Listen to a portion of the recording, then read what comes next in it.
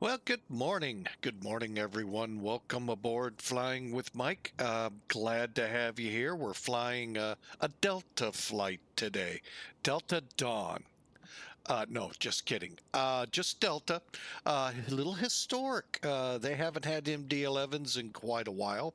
Uh, Not many actual airlines have passenger type airlines have MD-11s. They pretty much shelved them, sent them away, give kind of a good riddance thing, which to the cargo companies was like a fire sale. And the Kmart blue light special went up on MD-11s, and boy, did they make a killing on them. And boy, did they learn how to fly them. Where the airlines were having difficulties, boy, the cargo companies just gobbled them up and used them uh, out of this world, basically. Many 747 outfits or airlines using them in cargo kind of got shoved a little bit with this aircraft. So anyway, however, we're in the passenger version for rotate for the MD-11. That's right, they have two, freighter and passenger. They pretty much, I mean, for all intrinsic purposes, they're the same. Obviously, the difference being peeps. They have peeps aboard. And so that's really it. Everything else that you know about the MD-11, those of us that flew it with the freighter, the same rules, as far as I can tell, still apply. And we'll get into that because what we're doing here today, we're cold and dark. Well, kind of, sort of. You'll see what I mean, what the kind of, sort of means here in a minute. But right now, the plane not powered up. If you didn't notice, no lights on. All right, and no jetways attached. Kind of curious how it's going to work. We're in Minneapolis, Minnesota, ahead of a blizzard. Um, and we're headed to St. Louis. So we're going to give it a good try here. Now, we've flown this several times. It's just been a while since we took this one up. I think the last flight was Amsterdam to Bordeaux. So that's what we have in store for you today. The MD-11 from Rotate, going from Minneapolis down to St. Louis, the gateway city to the west. All right. So, as I promised, there is no power on the plane whatsoever. All right. So, this is how, when we download it, this is what, or not this, when we fire this up, this is what we get. Um, so, we'll come over here to the EFB. Yes, they had EFBs before someone said they didn't have EFBs back in that day. Oh, that comment always gets me. I see it on so many different streams. All right, so what we'll do is power it up. Now, what I'll do is go to parked with external power. Azul, welcome, welcome, sir. Welcome aboard. I know we're in your territory, those Delta flights, those dastardly Delta flights you fly. No, we're flying Minneapolis down to St. Louis. Welcome to join if you'd like. All right, so what we'll do is consider parked with external power.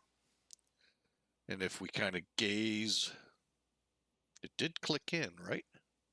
It did not click in. Hang on. What are you doing, airplane? There it is. I'm going, where's the noise?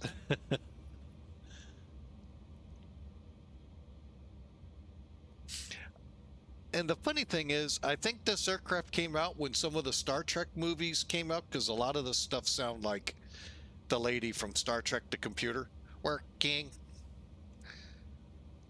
Yeah, before Data took over. So, and if you've never seen Star Trek, well, that, boom, 30,000 feet above you. All right, so we've got the aircraft now powered up. Let's go through real quick to the point. We're going to do some flight prep here. So, oh, we just go ahead and load it. All right, cool. We can do that. Don't like seeing it. Okay, good. Weight and balance. Okay, let's go to ground ops first. Two reasons. One, oh, the right one moved. I was wondering which one was going to move. Now, one interesting thing about this plane. Now you can tell outside the aircraft is powered up. See the light on the wingtip? Look where this went. That's right, midship. Um, most of the time, most of our aircraft will get the jetway here, L1. This one goes to L2. Now, sadly, Rotate named it wrong. So you'll see in a minute. But yeah, it actually went to L2. When I first saw this at LA, I went, holy mackerel, it went to the right door. Because a lot of times the airlines like to load just before the wing, so those in the upper class, first class, can go to the left because we're not allowed past the curtain. And we peons can go to the right. So, yeah, I'm sorry. I have fun with that. That always cracked me up. You are not allowed past this curtain if you are back here in coach. Like, oh my God. Oh, flight attendants, as much you make me, you got some great stuff you do on board to help out. Some of you lighten up, Francis. And if your name's Francis, lighten up. Uh, just like some of the pilots. Anyway, who said it was just restricted to pilots to be divas? The flight attendants are sometimes even worse. So, anyway, but yeah, I was really shocked when I saw that. And thumbs up and kudos to Rotate. All right, back here. So with the jetway there, we do not have to toggle the cockpit stairs. Cool beans. We'll get to the food and beverage service here in a minute, fuel and beverage service. But here's where they got it kind of wrong. Now, thanks to their defense, now that I've looked at it more carefully, they didn't do L1, L2, L3, L4. R1, R2, R3, R4. Basically, what I'm saying is the doors on the left side, the side with the captain, are the left side. The side on the first officer side is the right. Everything is as the captain or flight deck looks forward. So you number the doors 1, 2, 3, 4, sometimes 5, 6, depending on the plane, and there could be more on those supers. As they try to figure out how many doors they need to do what they need to do. And again, left and right. Now, I would like to see, I guess they would do upper left, lower left. I don't know how they do the A380, to be honest with you. So that's something I'm going to have to look up. So, all of that to say, cockpit door. Yeah. Kind of. I get it when you look at it cabin forward, mid, aft. You ran out of words, so cockpit becomes the word. But yeah, so that's where we're at here. But we're going to go ahead, open this one and these three. Go ahead and put the cabin lights on high. And for now, we'll put the lower lights on. All right. Oh, yeah. One thing I forgot to tell you. Oh, yeah, I think I did tell you. We're in the lee of a blizzard coming to Minneapolis. So if you like to fly in icing conditions, try your hand out in Int'l. Many of us have failed. Minneapolis will be your place to be here shortly.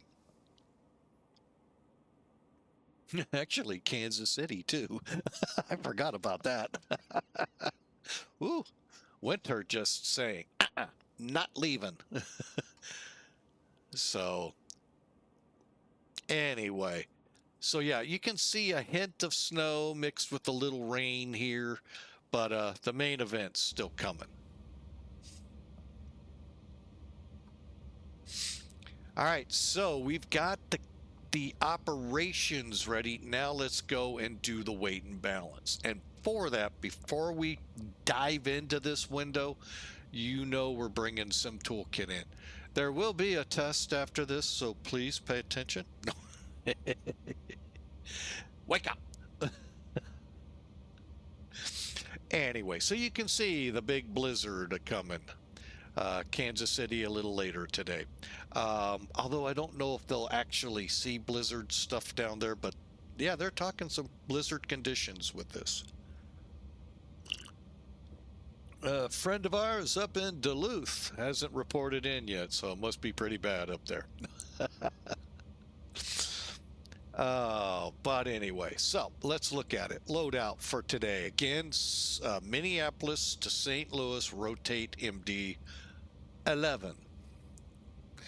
Or as some of you all like to say, the Mad Dog 11. Me personally, I call it an Airbus 11. We'll get to that later. And I just ticked off a lot of people with my comments. Anyway, 52,820 pounds of payload. We're going to put 39,900 pounds of fuel on and 278 peeps. Going 30 left out of here and landing, hopefully 12 left. Trying to figure out, coming in, okay. I now know which runway that is. I get so turned around in St. Louis, and I don't know why. You almost think I don't know my right from my left, or my left from my right, who knows. But cost index is 80 for the flight, and wow, dispatch gave us 41,000. Ooh, might get a nosebleed up that high.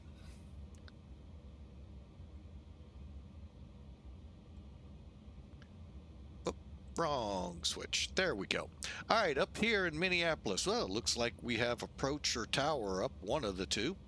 We'll deal with the ATIS here in a second, but as you can see, a brisk crosswind of, go figure, I tell you, that is the word of the month, crosswind. And not just a puff, I mean an all-out gale. Wow, it has just been blowing every airport we go into. No different here. 020, 22 gusts to 30. Whew. I feel sorry for y'all with snow coming in. Ouch. 10-mile visibility. Thank you. Overcast 10,000, and it is a balmy 34 degrees in Minneapolis. Hurry, get out, get your suntans on, get back in. With that chill, whew, it's really cold. So now what we're getting here, the ATIS can be a great tool if used properly. And I will make sure I get the right one in place, because you can find out what your runway is going to be like. It's not going to be very long.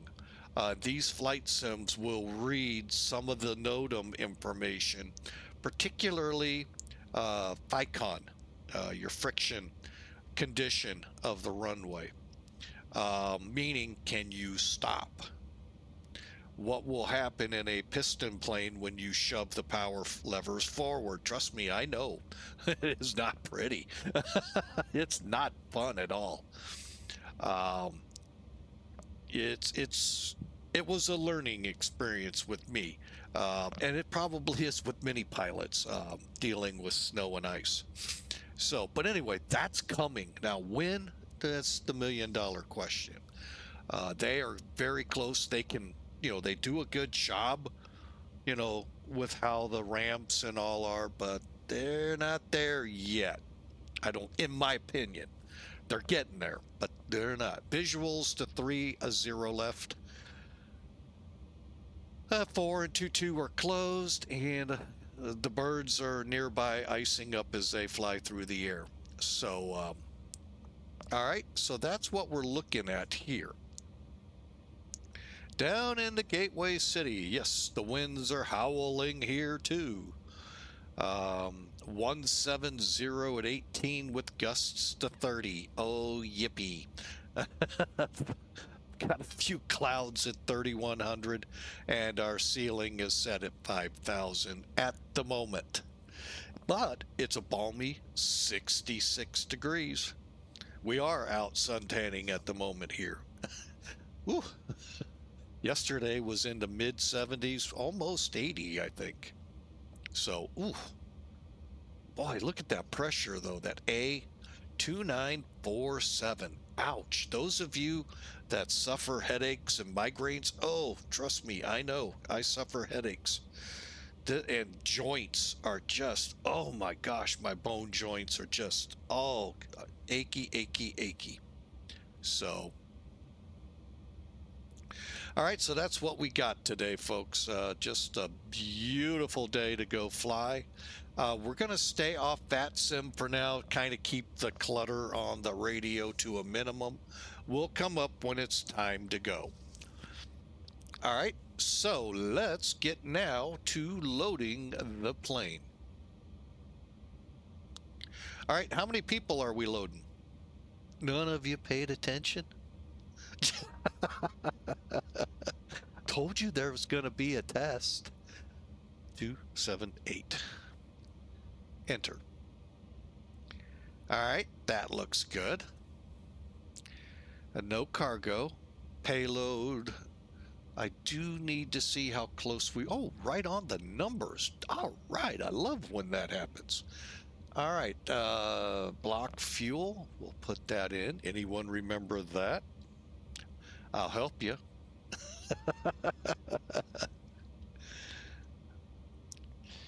And taxi fuel. Anyone know that one? Those of you that fly the MD-11 should know what SimBrief gives you every flight. 2,000 pounds. Right or wrong, it's 2,000 pounds. Just telling you. Now, you can alter that. I think.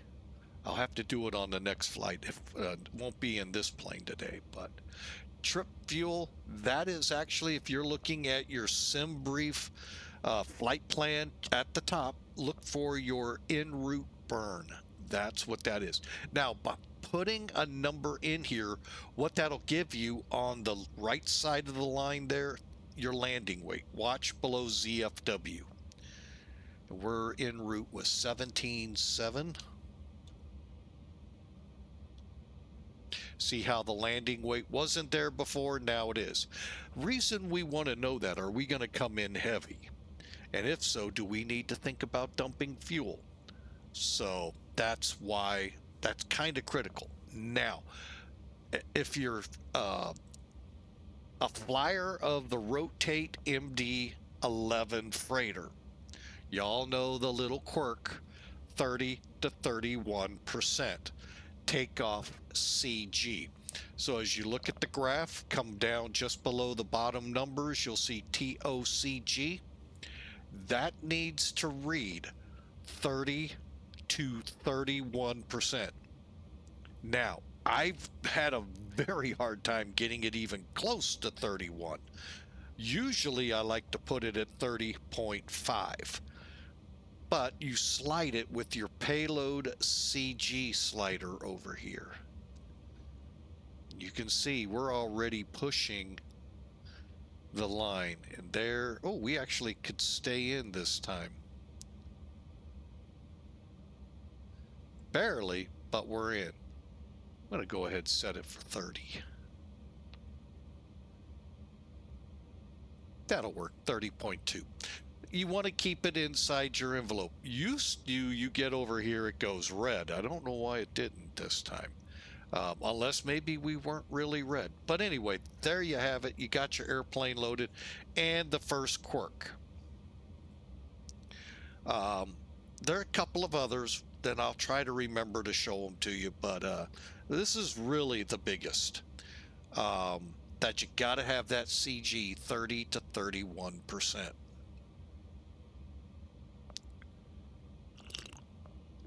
And sorry for my slurps. Gotta have some coffee.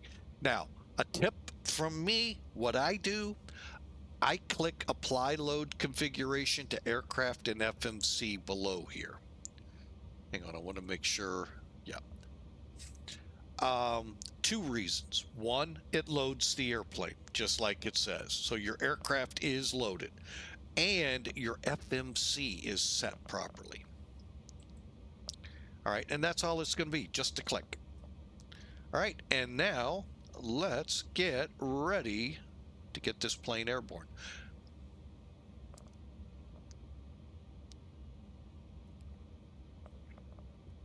Okay, so coming up, we already kind of know the battery is on. Hang on a second. The first officer is in the flight deck, 11 months old. Almost the big 1 year old.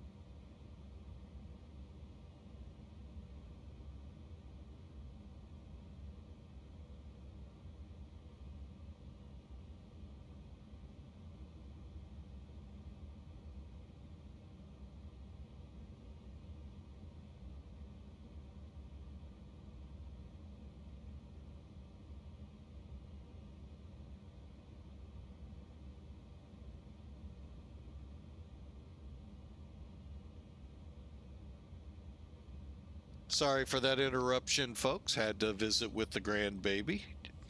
All right, so again, as you can tell, the battery switch is on.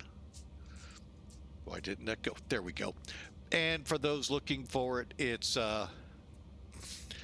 right under this cover, and we'll get to another one here in a minute. Just make sure if you open the cover, turn the battery switch on, close the cover, because that gives you 2 clicks instead of 1 to deactivate it. Engine APU check, that's up here. I've got these set real quick. Now you can see there is a slight difference between the versions. Evac switches and stuff. You can look down here. Calls, which I don't think work. If they do, I don't know what I'm doing wrong. So, all right, engine fire check. Engine 1, fire. Engine 2, fire. Sorry, folks. I find it funny. Engine 1, fire. Engine See if 2, it does it fire. here. Engine 3, fire. Engine 1, fire. It never says the APU. I find that interesting. Granted, most of your fires you're really worried about are the engines, but the APU doesn't sound that. It lights, but it doesn't sound the alarm. Okay, next up we'll do the light test. Now this took me a while to find. Look at your anti-ice row here. Come straight down. You'll see ANNUNLT, annunciator lights, bright dim, and test. Overspeed. That took me forever to find. Overspeed. Overspeed. And you can use your numlock keys if you've got them set up for views. Overspeed.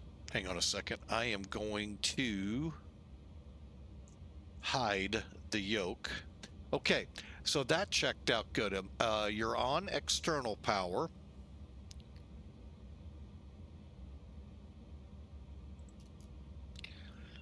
see if the APU turns off this time. Not now, but when we get going. And we'll keep going here. Cockpit lighting and air systems when the APU becomes available. While we're waiting, we'll get cockpit lighting spun up.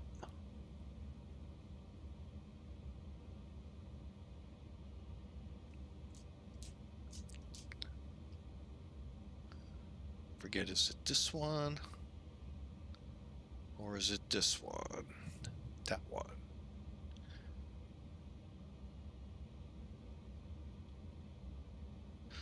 Okay, I'm just getting cockpit lighting going.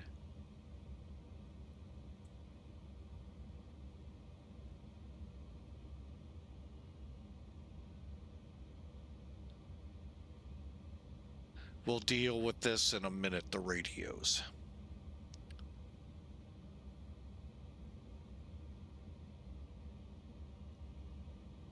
All right, so the APU's now on. All of it is set and ready to go. All we need to do is push APU, get the bleed on. So now we're on internal power and air. We'll just wait for all the packs to come alive. There we go. All right, so theoretically I can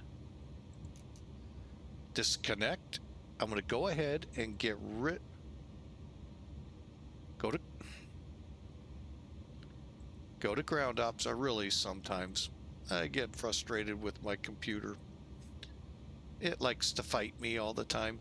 And then with the air system on, we'll go up just a little. Now you're going, well, the IRS are right there. It's going to trigger a cargo fire check. Not sure why, but it does.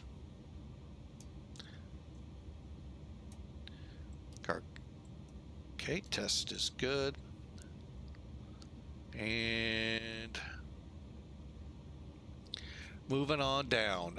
Emergency power switch to arm. And now we can head down and start with the basics.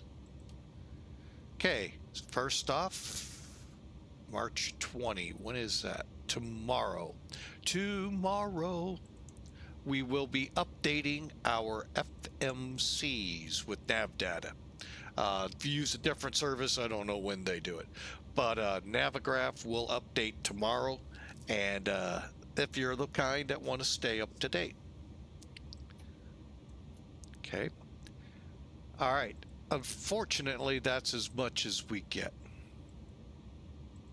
So, all right. So we're going to zoom in. I'm going to kind of kick it up a little too. And bring in charts. See if I got it pretty decent. Not bad. Not bad. I actually did that right this time almost. There we go. All right. So way over here, first off, let's get our flight in here. Import from SimBrief. And there's Minneapolis. Boom.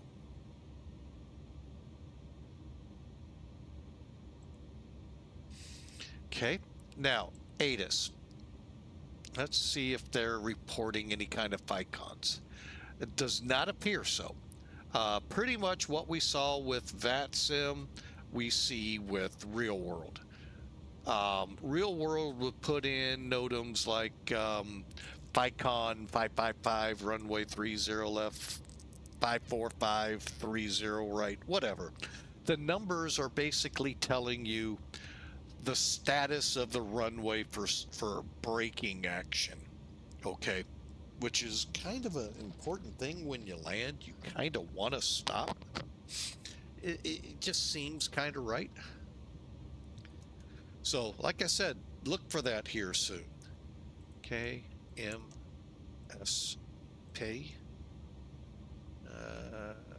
KSTL. Doink. We don't have an alternate route, but our alternate today, I'm going to lay odds. Oh, Swingfield, Missouri. Wow. GF. Well, we're leaving snow country. Why don't we get closer to it? Actually, we'd be still south of it.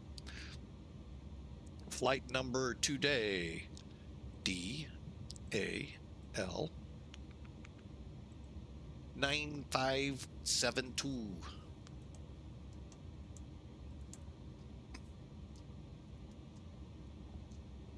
All right, and we'll leave the rest for now, except we're going to initialize the IRS. No, we're not. Doggone it. Messed that up. Oh, well. I meant to go in, change these, but I didn't. Oh, well, that's why I brought charts in. We can kick charts away. All right, so let's continue on. We got a lot to do before we get into actually the programming. All right, so boom. With the initial stuff completed, let's head up top again, get the hydraulics testing. Come down. And hydraulics. See, you remember I mentioned something about an Airbus 11? You starting to see it?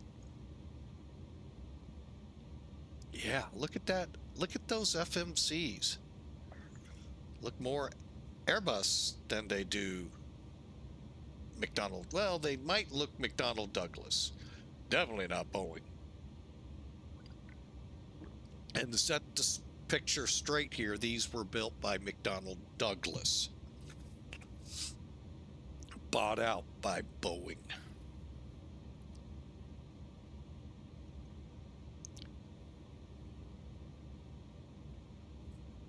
Matt, in 1997, welcome aboard.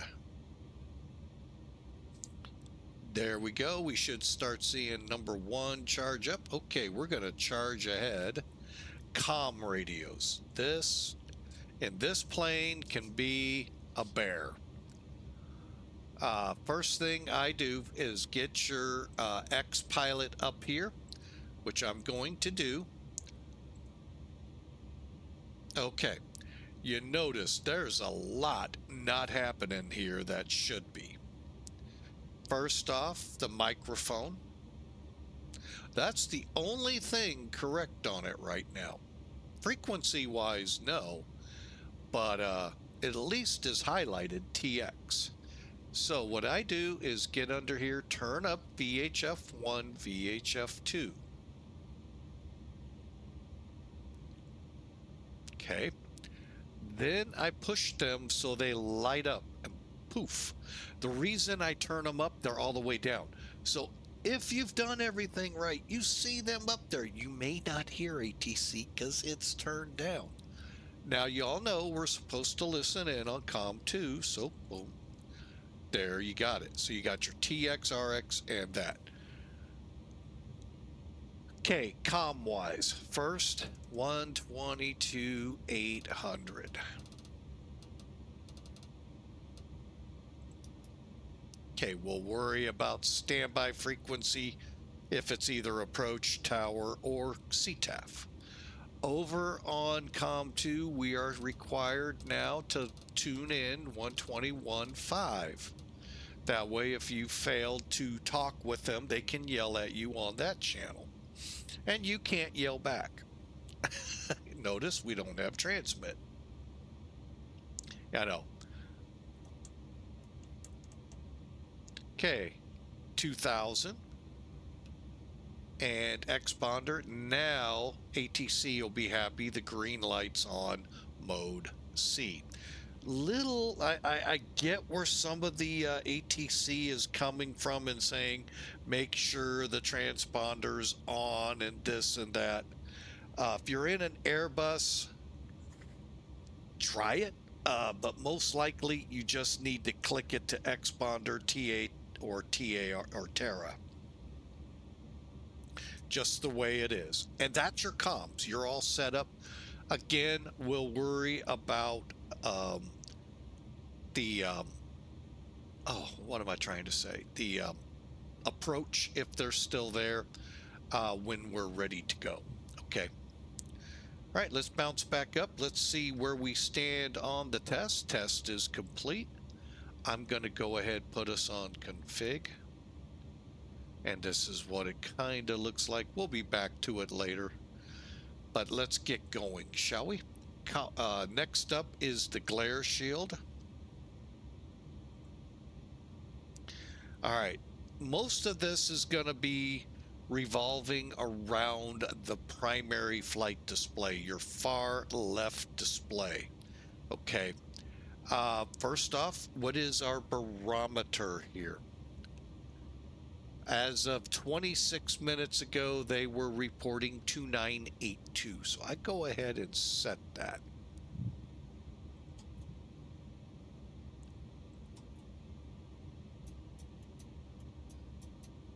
Okay.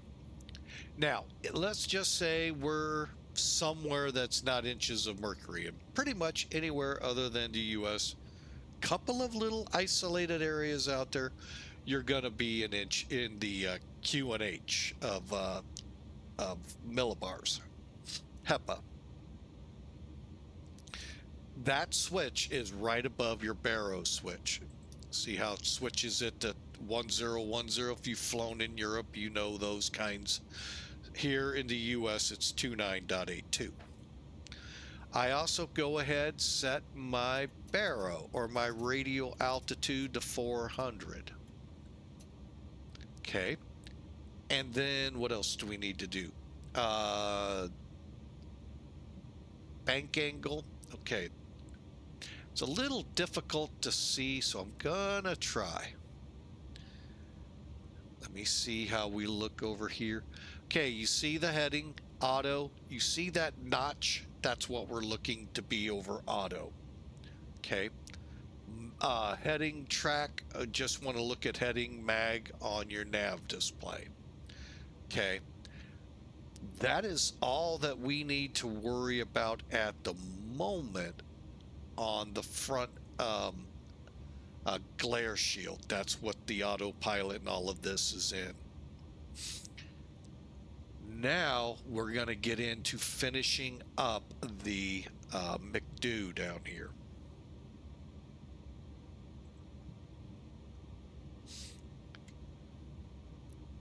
I am going to set this in plan. No, I'm not. I'm going to keep it map. We're not going to worry.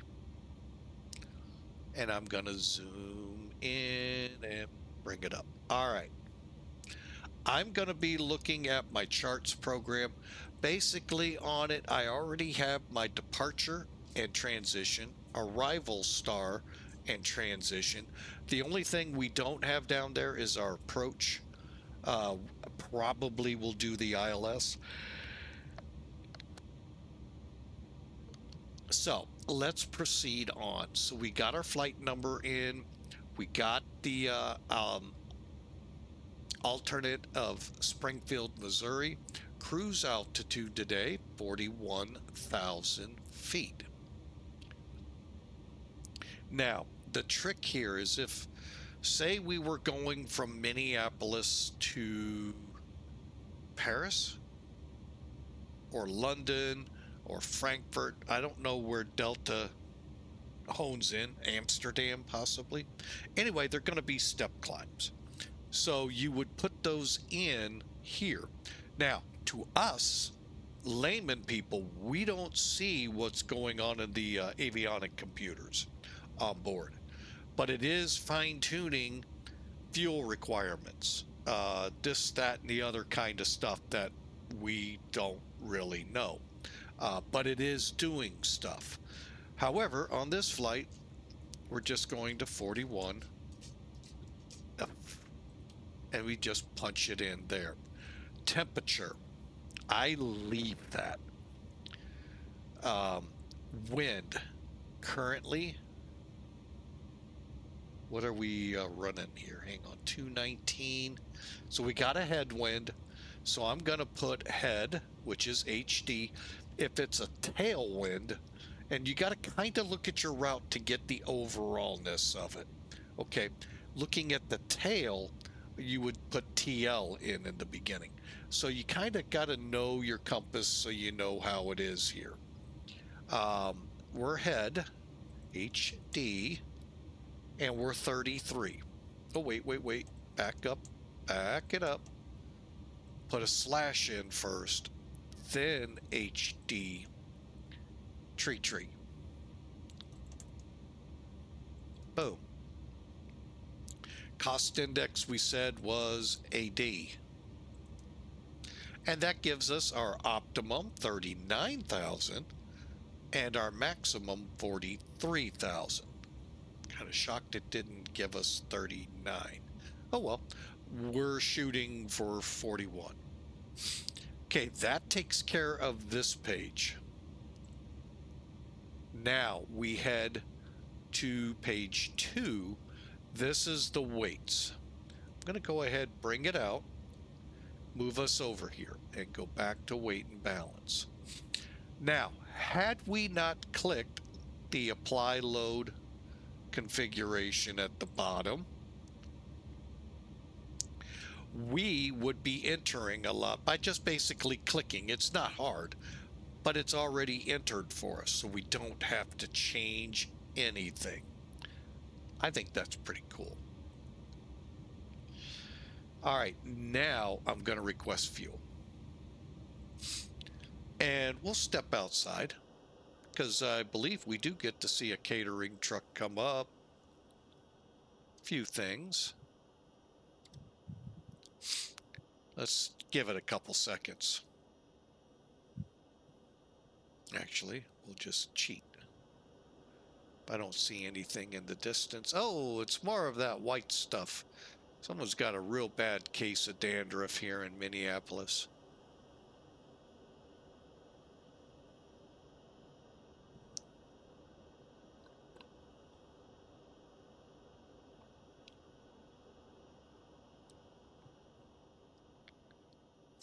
All right, I'm not seeing them, but you will on occasion see the catering truck show up. Let me just make sure nothing on the move from that direction. Okay, give up. But it'll continue to service till we're done. All right, back to where we were. Next up is the, go figure, Airbus guys. Yeah, you already knew. Go to F plan, go to departure. In this case, it's called a SID. 30 left, roost 1. Transition allo, I think. Yes, allo. And that's it. And then just hit insert. All right, now this discontinuity, I'm looking at it here real quick. 30 left for assigned headings from 220 clockwise to 360. Cross 7 miles at it to maintain 3,500. If unable, let them know. Okay. Yeah, it really doesn't say much. Doesn't show much.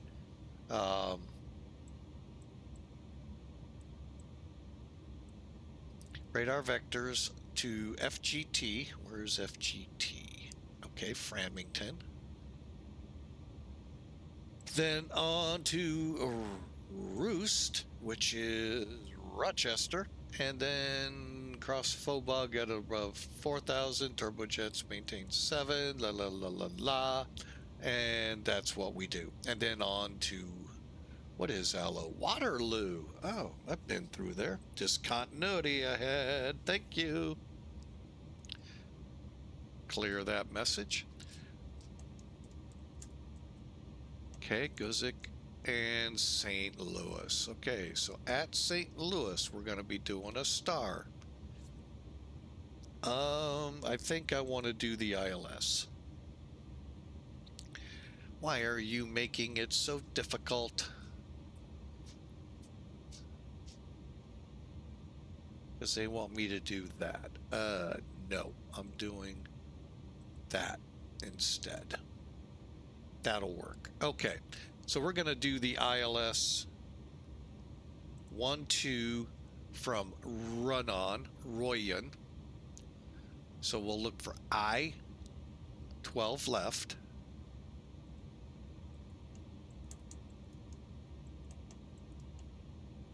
right? 12 left. 12 left, okay. We're going to do Royan. We're coming in on the Laurel. Transition is a GUZIK. GUZIK, okay. And we're going to insert. Now we'll have another discontinuity here in a minute. So let me just check this GUZIK. It used to be called the Rivers. Not anymore. Seas, Skokov, okay. Rivers, Laurel, Hemfres, VG, which, by the way, if you do the RNAV to 12 left, that's a transition for it. Down to Runyon, which we'll leave open. They may change that. And Muvid, and everything looks good. UB, Ferris, Creep, and the runway. And then our missed approach is out to Fasci, it looks like. Oh, Troy. Where's Troy at? Oh, there it is. Missed approach fix, Troy. Okay. And then we'll hold there and they'll decide what they want to do with us. And then there's our Springfield stuff. Cool. Again, so far, Airbus, right? I mean, if you really ultimately look at this plane, you'll see so much Airbus in it. It is kind of fun. To be honest, I get a good kick out of it. It's really hard to believe. But yeah, Airbus, the A300 was out when this aircraft entered service, so you can see where they pulled from. A320s were not far behind. So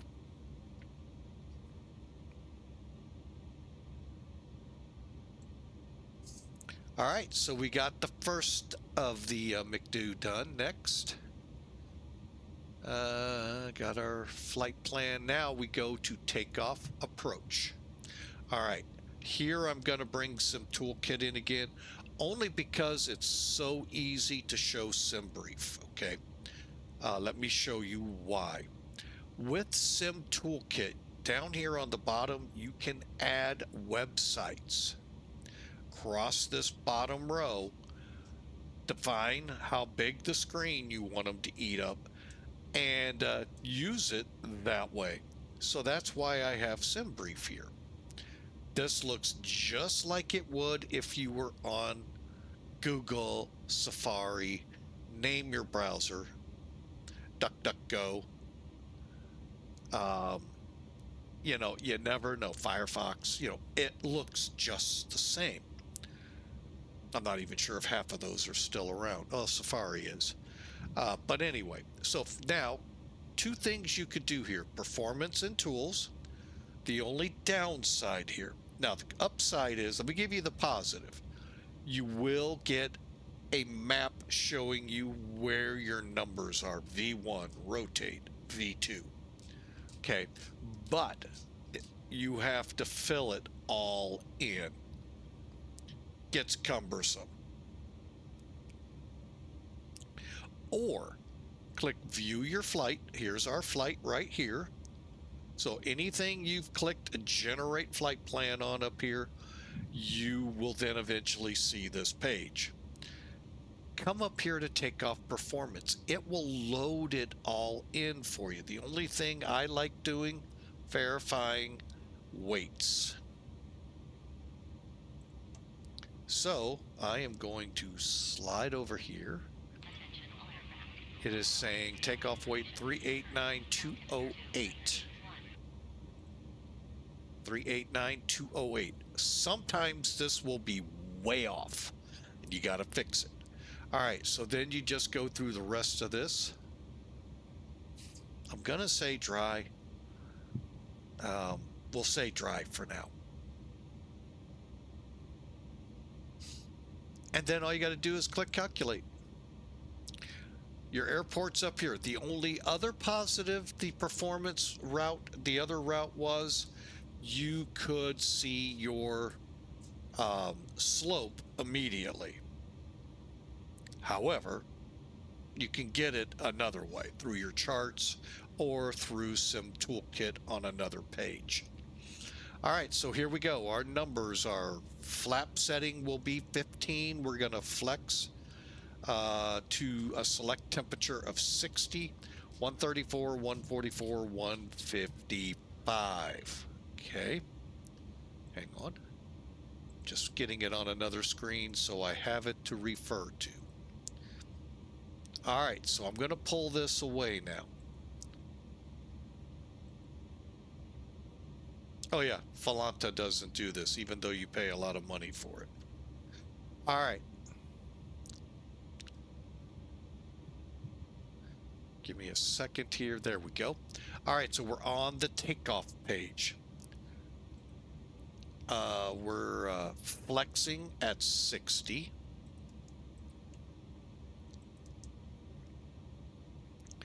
We're gonna run, did we say packs on or packs off? It's our call. We'll go on. All right, runway slope.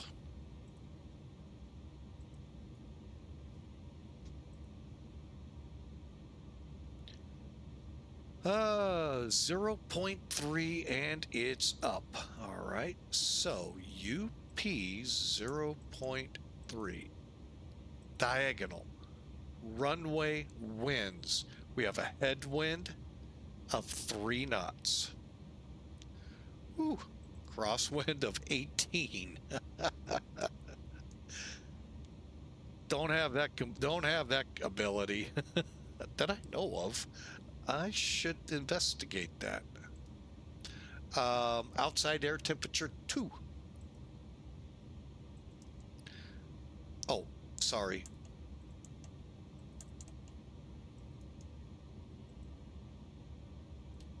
Okay.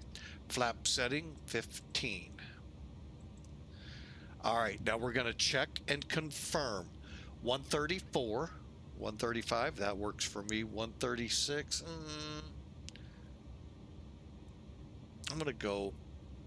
I'll go with it. And 155 or 151. Okay, we'll go with them.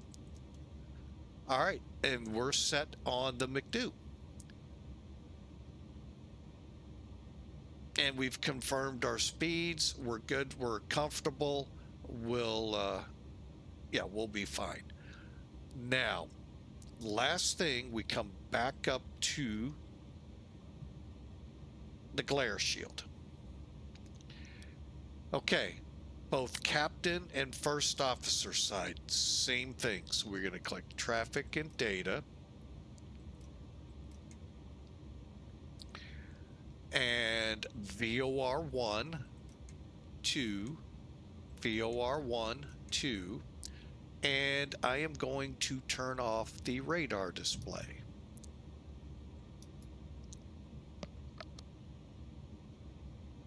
Oh, sorry. I had to sneeze there, folks. Ugh. Ouch. Okay, takeoff runway heading is 301.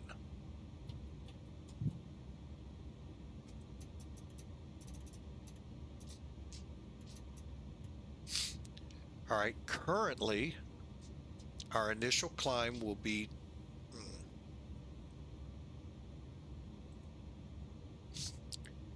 to 41,000.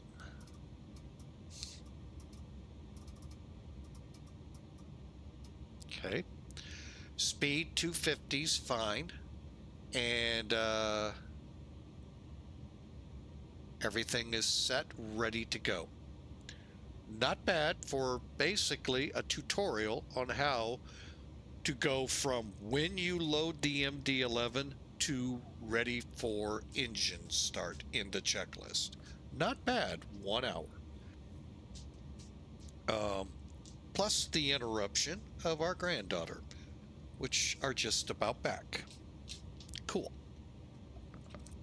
All right, so let's get to work. All right, let's finish things up here. Clear, F plan.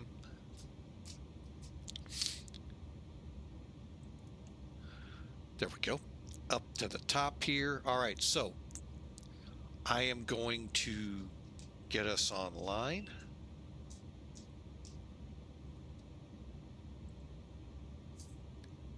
Maybe, yes, no, there it goes.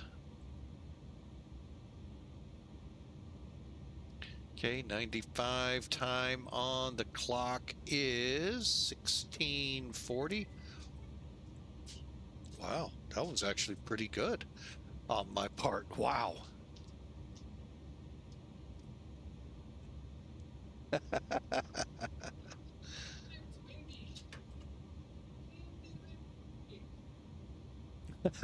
They're back and she's pointing at something.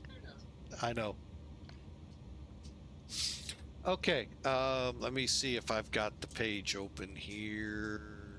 Yes, I do.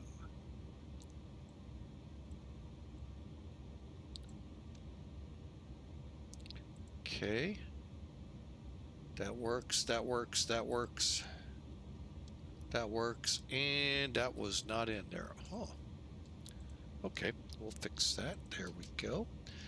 Filed. All right. Get that there.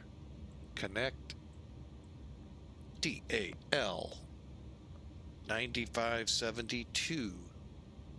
And it's an MD-11 by McDonnell Douglas. All right, squawk code 3642.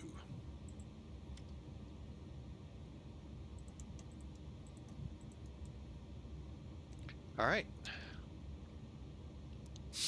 And that gets us ready to go. I hope y'all enjoyed. 1 hour, not bad. I really comfortable with that. That was actually, that went better than I had expected. All right, and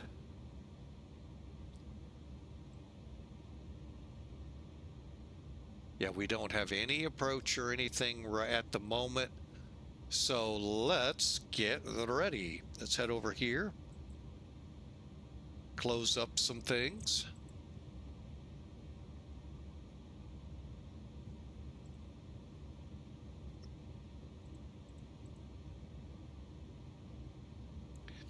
Okay, they're done serving. And we'll go ahead and close the main door.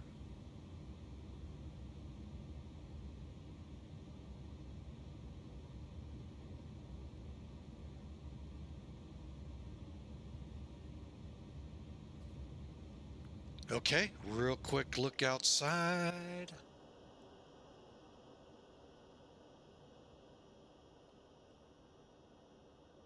We're ready to go. Okay, parking brake. Set. Seat belts.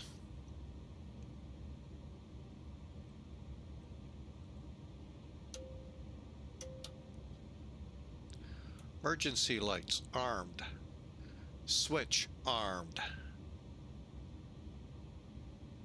Doors, windows closed. Fuel panels ready. Air panels ready. Call for pushback.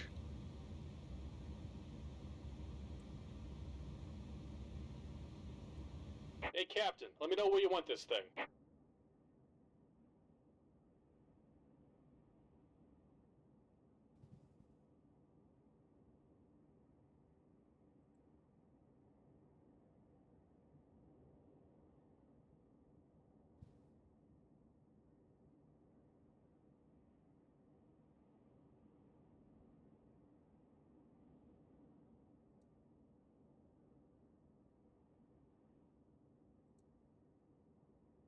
Great news, Captain. Your tow's coming.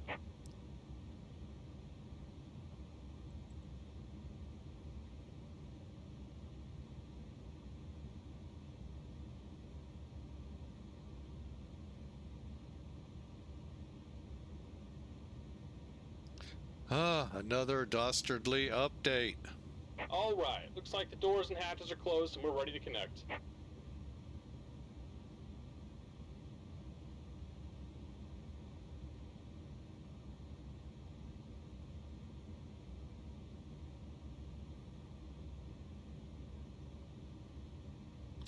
Smart cars, I should have known they had an update and I didn't think about it. Dang it.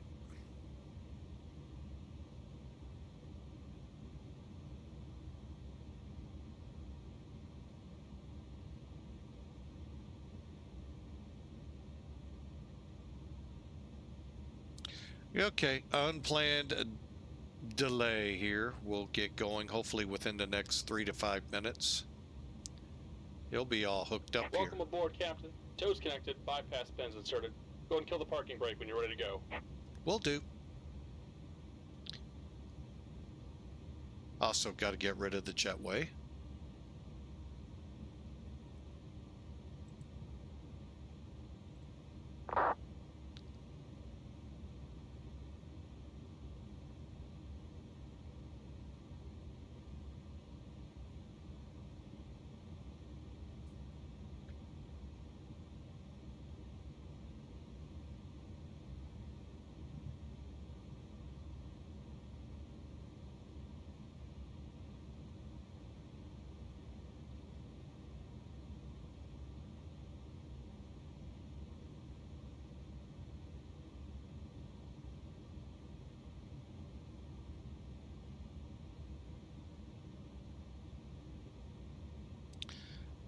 Takes so long for these installs.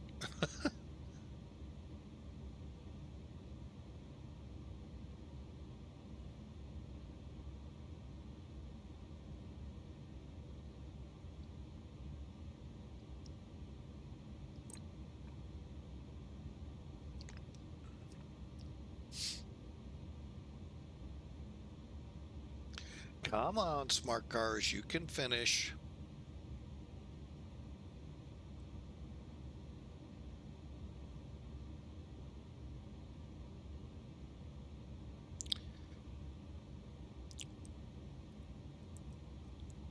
So I hope y'all are having a great Wednesday, hump day, as we get over the hump, and the weekend is right ahead of us. Been a pretty good week. Some ups and downs, but overall, like all weeks, you know, you're going to have some highs, some lows, but we've had a pretty good week so far. Not sure yet what we'll be doing tomorrow, but we'll be up and flying here eventually. Just trying to, come on. Oh, I thought we just went through this.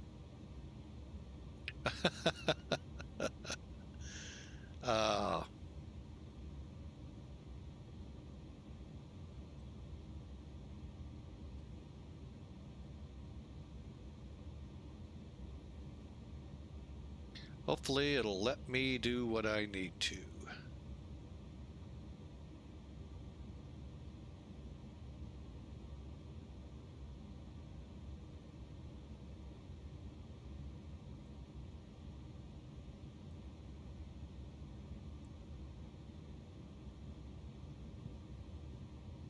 That is so freaky how it just looks for a flight.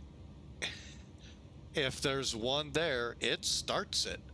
It just, that freaks me out. Sorry. See, okay, those of you that have joined Millennium Aviation or other VAs using Smart Cars 3, be careful not to put, you know, like I used to put in if I was doing a tour, all the tours, flights. Guess what? It's gonna start it when you get there.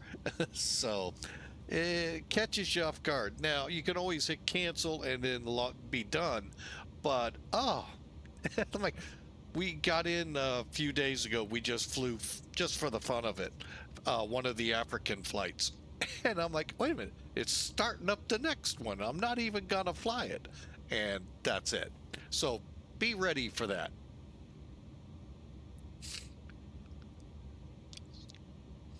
Okay, so now we're just about ready to go. Let's take a look outside. The only thing we got to get rid of are chocks and I believe a jetway. we're going to show you. We showed it in the beginning if anyone was watching. The jetway's right here, right next to the EFB. We can toggle it right here.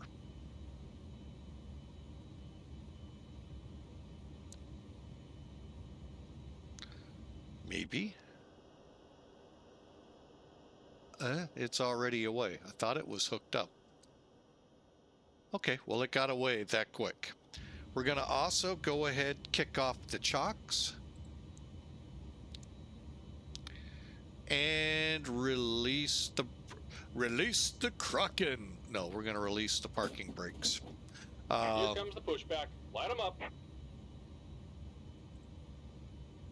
All right, and then we're going to come down here.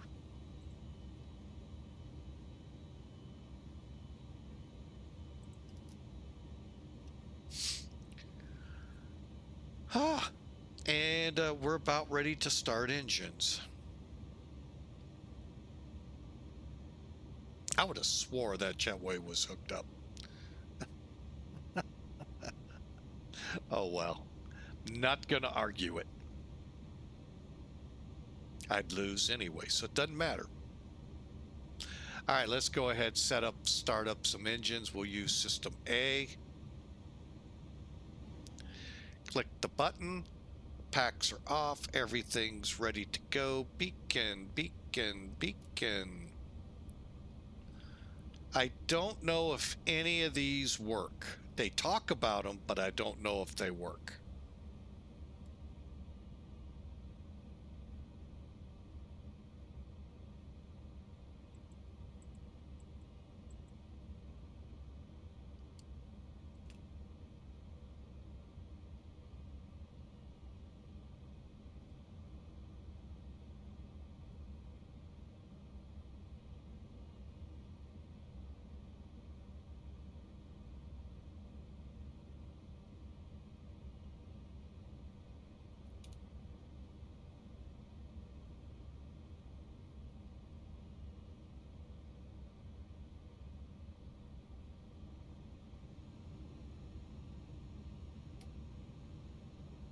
All right, we're cranking up.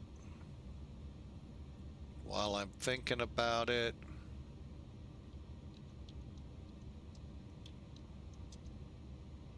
$26.7.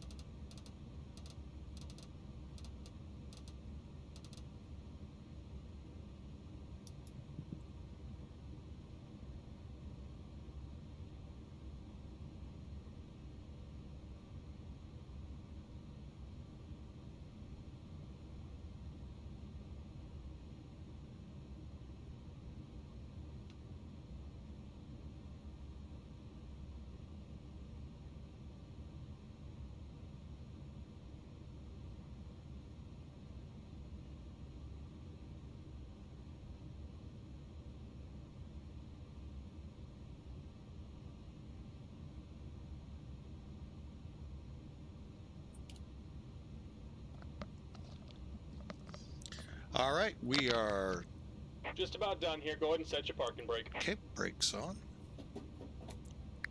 And we're disconnecting the tow. Give me just a moment.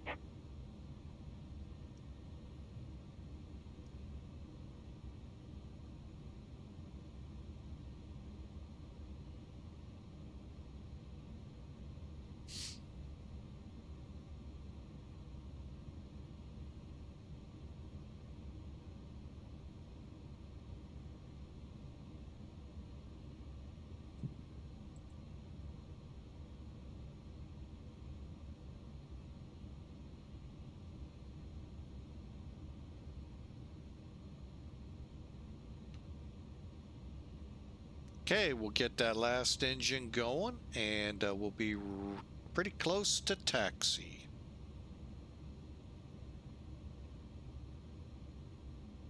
And we're disconnected. Signal and pin on the left. Take it easy and have a safe flight.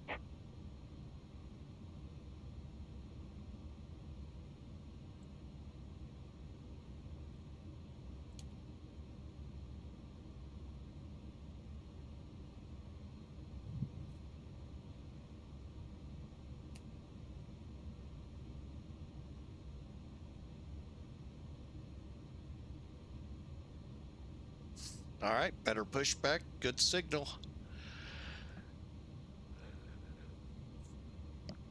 All right, we're just waiting for them to fully spool up, and then we'll start into the after start before taxi checks.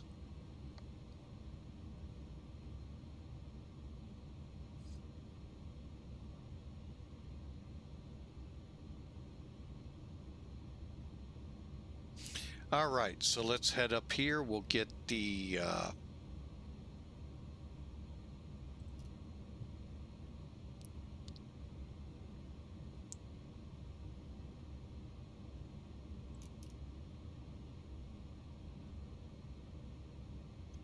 try this again.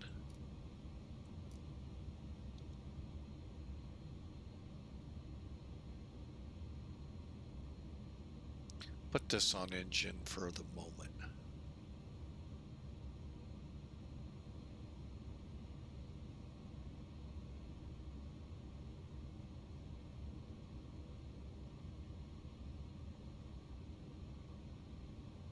Okay, anti-ice air. Oh yeah, we're gonna need anti-ice. 1, 2, 3.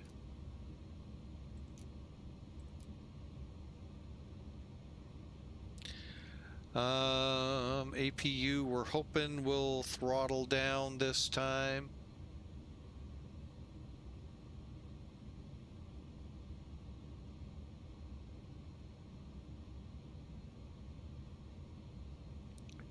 All right, well, while we wait, let's just drop down, get our checks completed. Okay, trim for today, 4.9.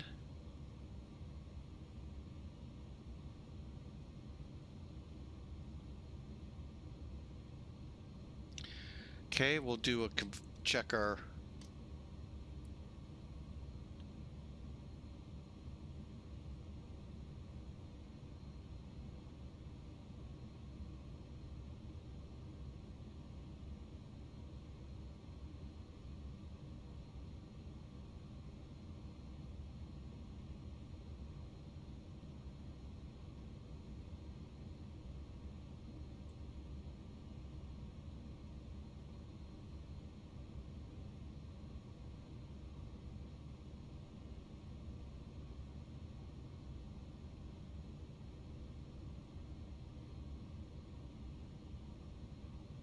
okay.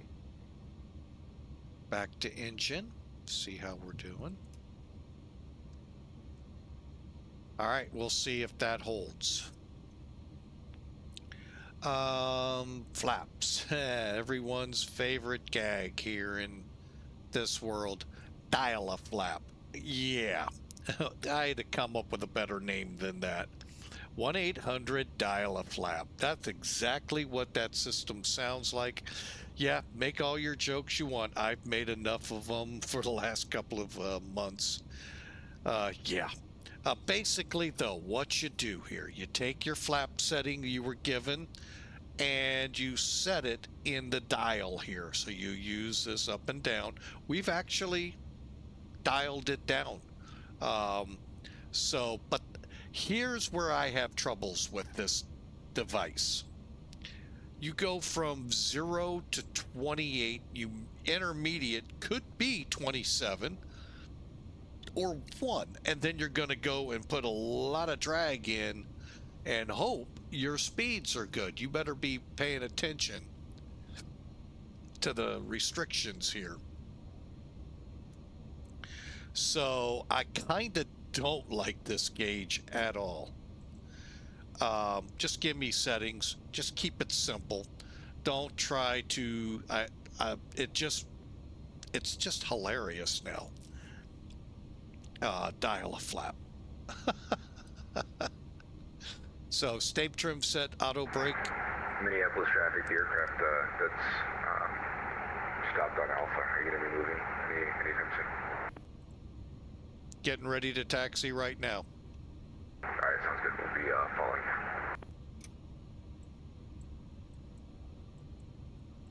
Oh, come on. Didn't know anyone was wanting to go. God Gosh dang it. All right, let's go.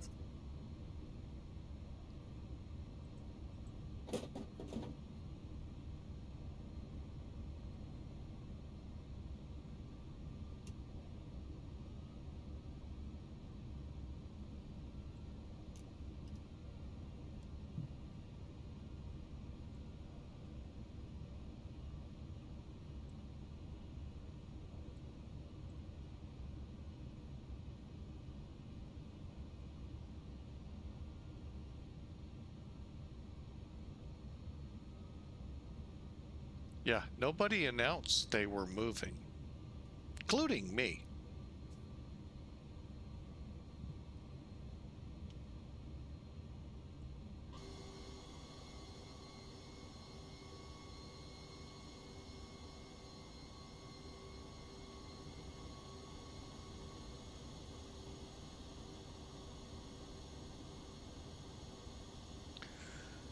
Okay, takeoff data, EAD, hydraulic panel, air panel all set, cabin, radar coming on.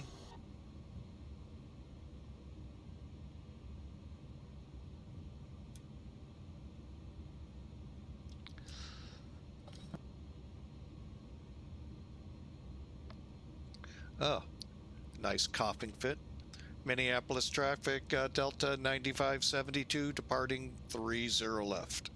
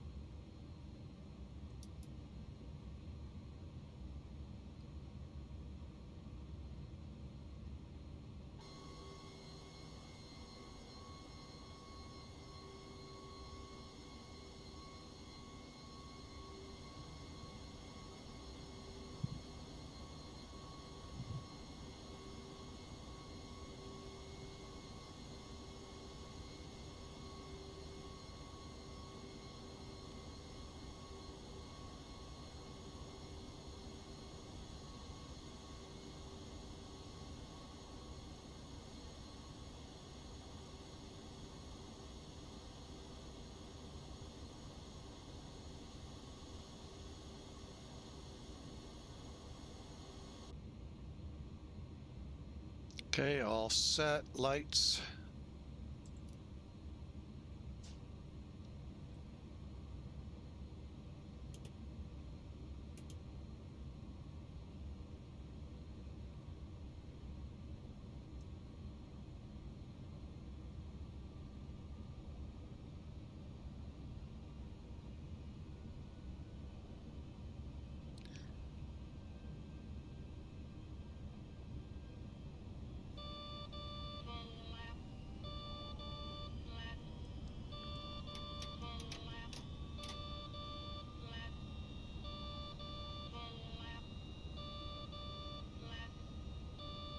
Made fun of them and forgot to set them. Minneapolis traffic here, Cal 109, lining up, runway 30 left behind the Delta, Minneapolis. V1. Rotating.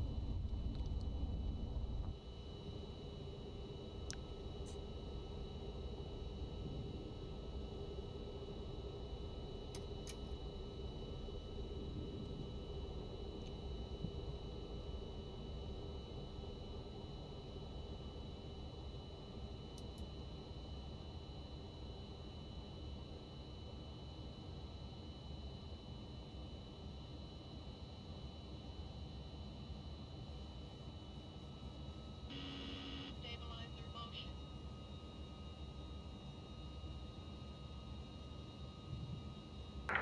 Minneapolis traffic here, Cal 109, departing runway 30 left, Minneapolis.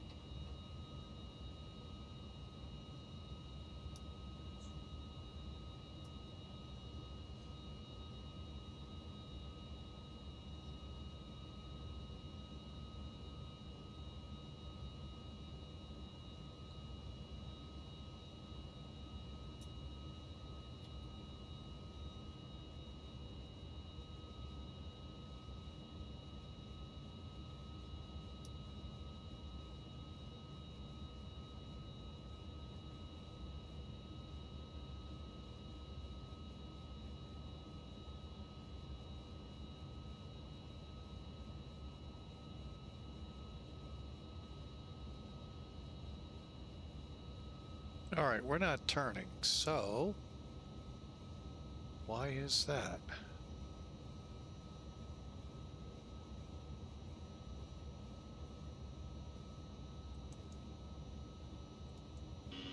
Stabilizer motion.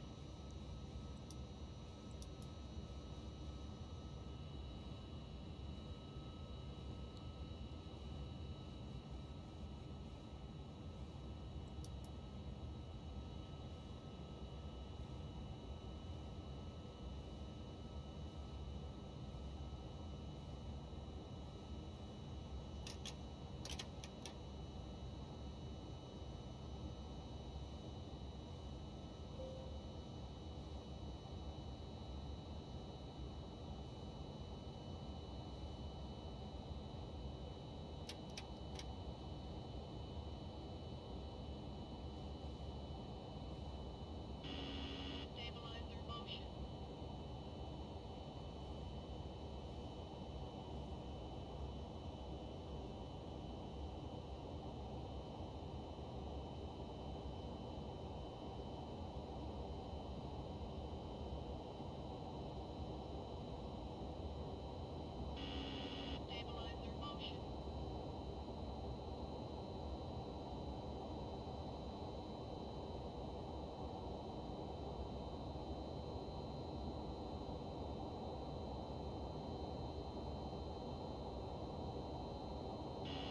Stabilizer motion.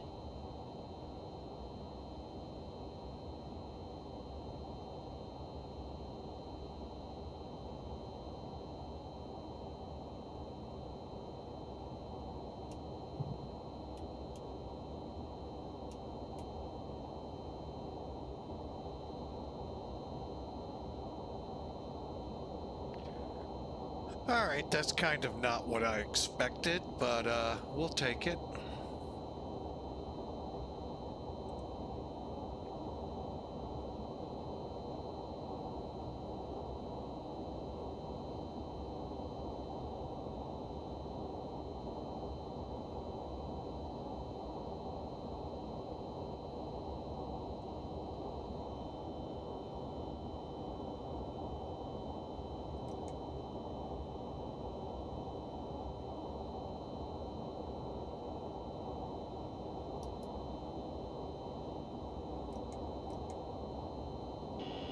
Stabilizer motion.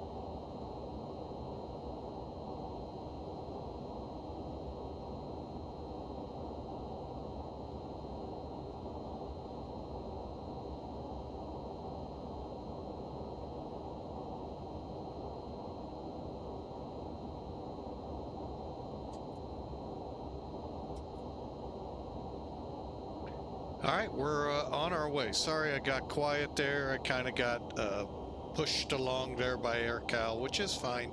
He has every right to ask. I had every right to say give me a few more minutes, but it is what it is. So I've got a lot to work on here. Any of you very familiar with this airplane can help me. Oh, we're not going to 41.5.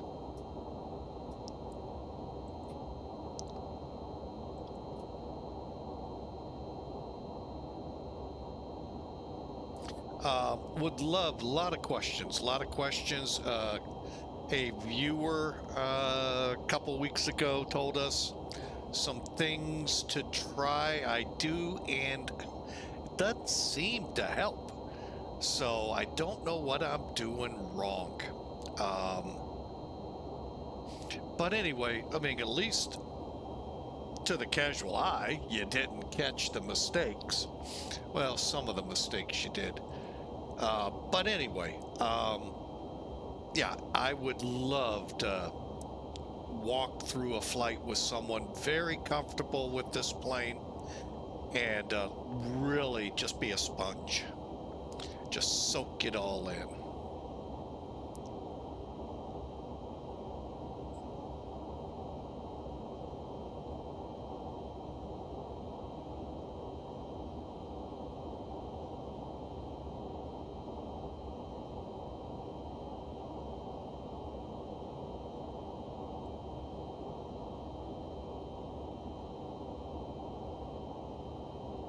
Okay, we're on our way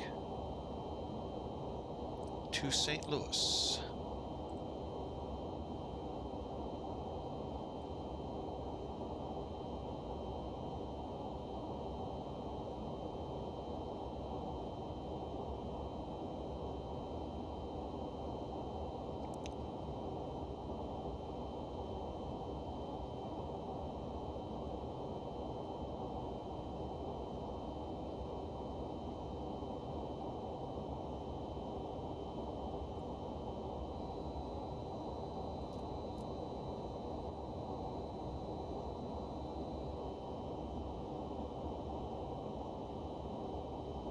And we're not on the warm side yet, so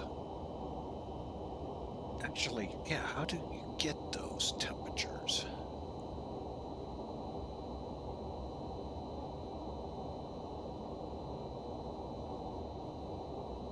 Okay, so you only get TAT here. Okay. All right, that just kind of getting the lay of the land. We're about ready, it looks like, come out of the clouds here.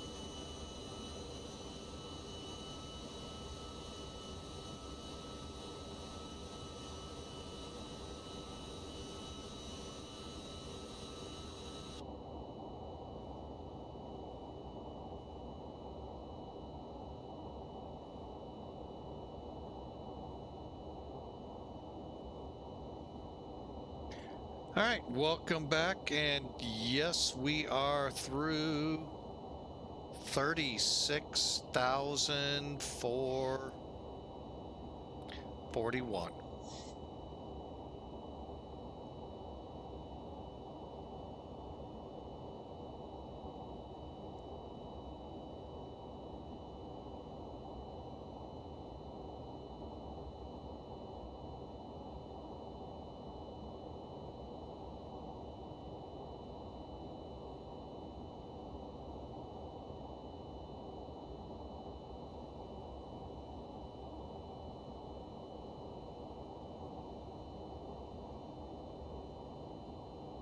Okay, we got about 43 minutes and we'll be into the Gateway City. We'll be starting our descent probably in the next 15-20 minutes. So I hope you enjoyed. Hope you enjoyed that white knuckle experience out of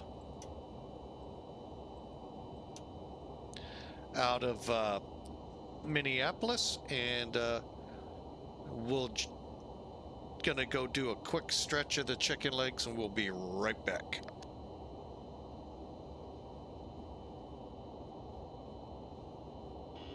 Stabilizer motion.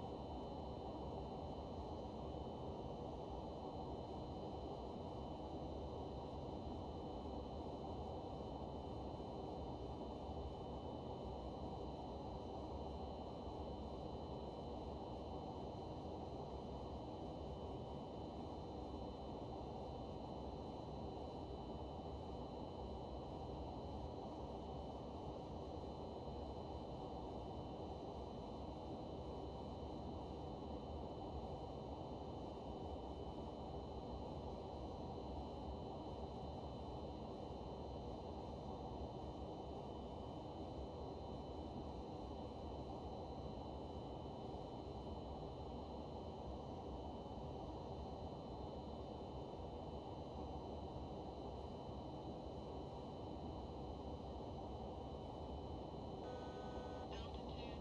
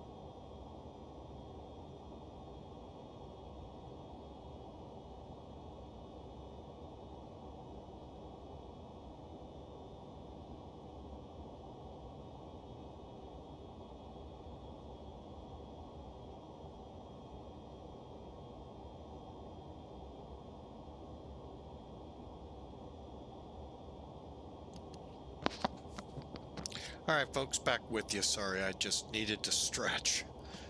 Oh.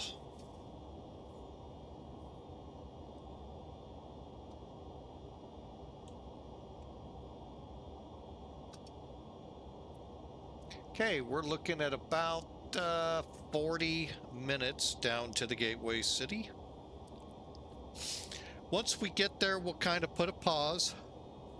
We'll go ahead, shut down. We'll come back up maybe later in the day. Again, kind of like yesterday, we'll see how things go with the family. And if time permits, we'll come up. We weren't able to yesterday, but today we'll try. All right, I'm going to go ahead and turn off all the anti-ice.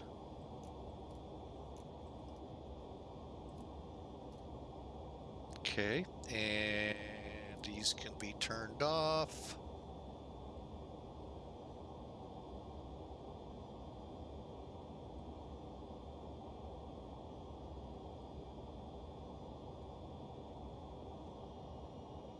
All right, we're on our way.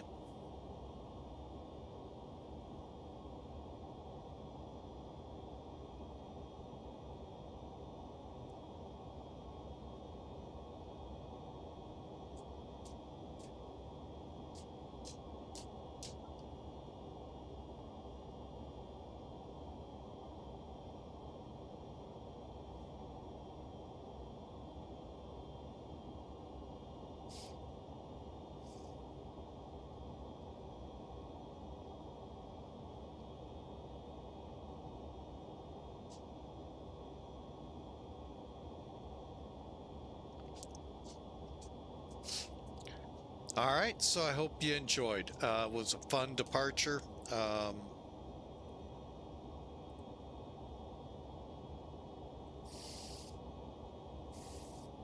And we're on our way. Let's kind of update this and see how things are.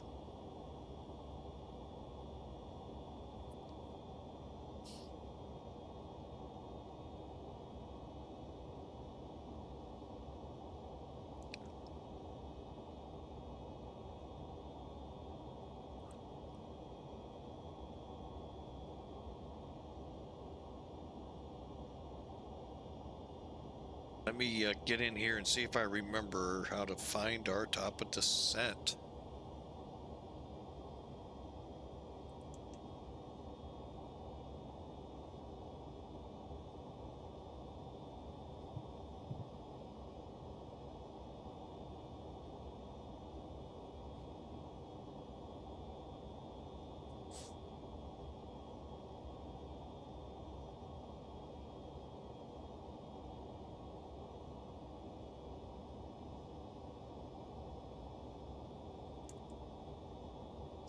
$143 miles.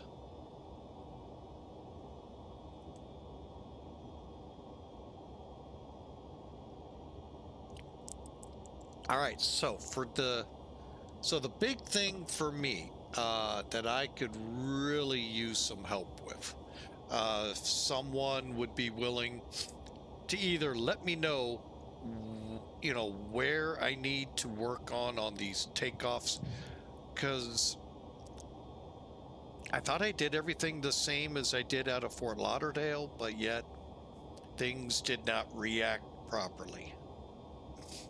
So basically, as I understand it, auto flight. Wait a minute. Auto flight.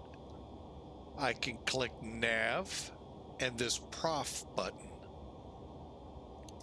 and I should be good to go.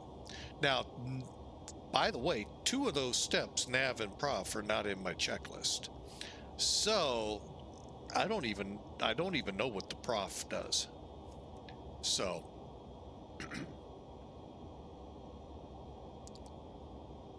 anyway, we had fun. That's, you know, trying to work through it.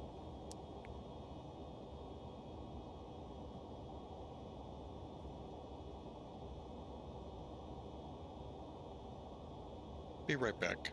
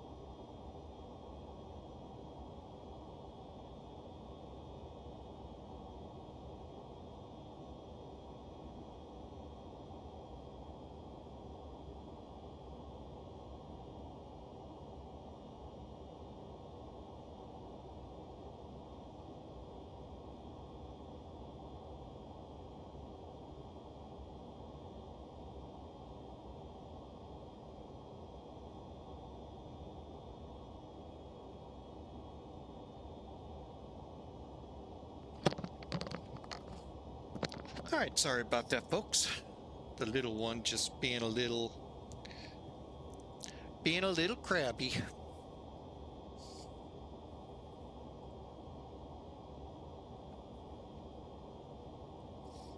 All right, we're about 30 minutes out. Let's just drop down, do a quick look. Next page. 95, okay. Takeoff approach coming in 12 left. Looks like approach speed will be 150, landing at about 145 or so. Yeah, we'll see. So I hope y'all are having a great Wednesday. Like I said, we will get down here to St. Louis. We do have, we'll go ahead, shut down, and regroup from there, see what I have the rest of the day. I know it's a short flight, but got a lot we're trying to get accomplished here, and hopefully on the positive side.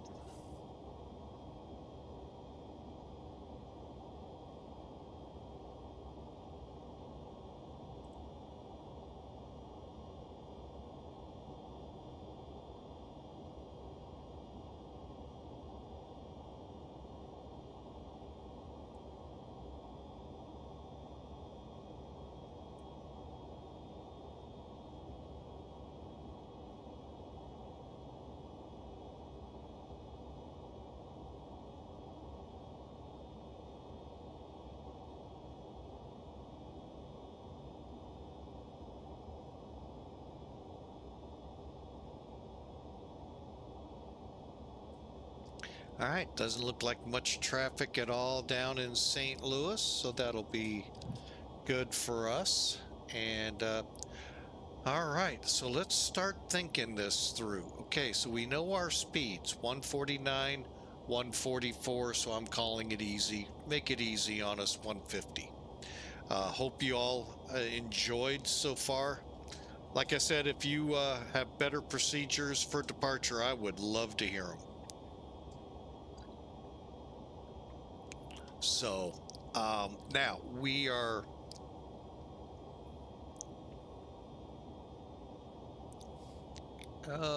wondering if we're going to get an auto ATC. Doubt it.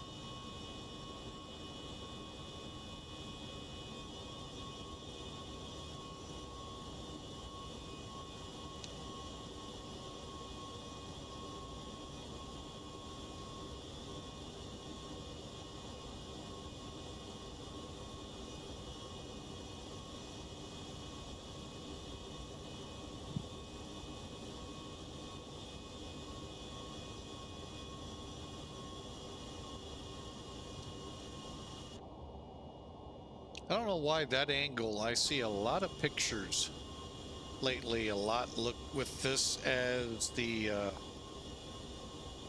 I don't know.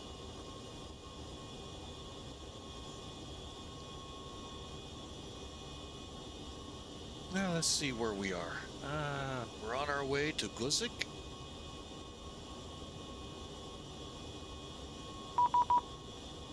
Hey, there is an auto 8 cross at or below 31,000.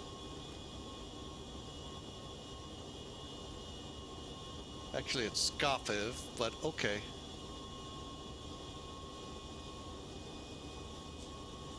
Yeah, I just don't know what the rage is with this angle for screenshots. But a lot of people doing it. So, all right. So they want us down to 31,000 by at or up. Let's read it again. Chicago Center advises cross GUZIK at or below 31,000. Okay, so let's get coming down, why don't we?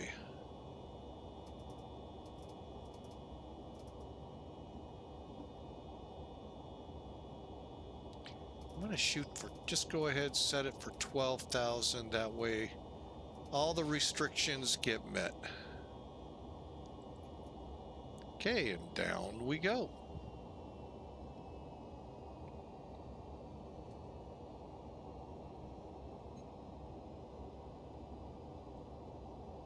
Okay, and down we're coming.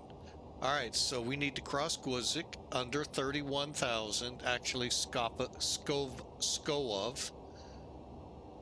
below 31 and 280, at or above 12,000 at Rivers. So we'll plan for that one.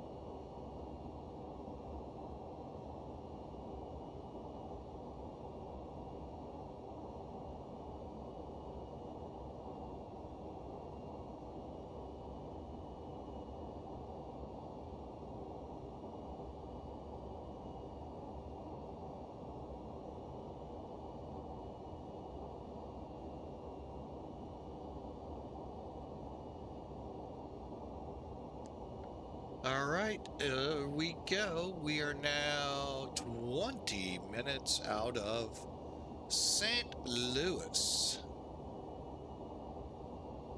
And again, I hope this hump day, Wednesday, is going well for you. The weekend's knocking on the door. Tomorrow's Friday Eve. So hope you all are ready and have a great weekend planned. Here, temps to jump, then to... Wait a minute, it just said temps to plummet. I don't think the weather has a clue what it wants to do right now. Oh...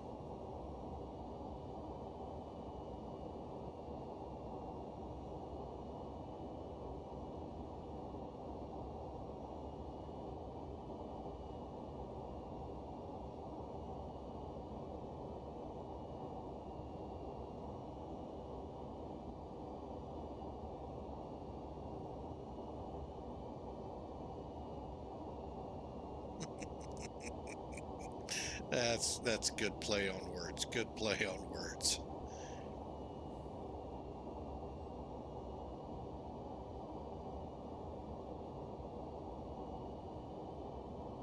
Play on words that I was kind of laughing at. Our granddaughter's first birthday's coming up, as I mentioned. Her first fairy birthday. Good play on words. Oh, we didn't get below 31,000, but we will by the next fix. Cool. All right, so we're on our way down, and I'm going to keep an eyeball on the speeds.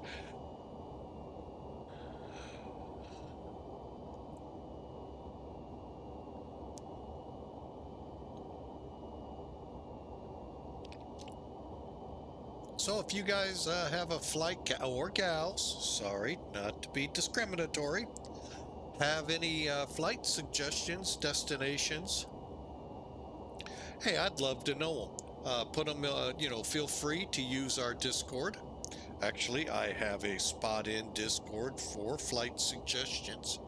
And yes, we do look at it frequently, and we do come up with places to fly to from there. I must thank a couple of streamers out there that I follow. Only a lot of times just where are they going, giving me ideas of places to go.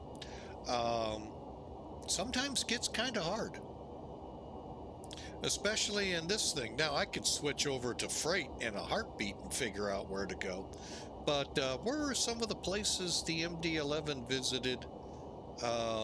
A350, A330s. Where are some of those places they go? Hey, look at that. Descend via the Laurel 3 arrival and our altimeter. I'll buy it. My altimeter seems to maybe be getting back in line with the real world. But yeah, help us out there at the Discord channel.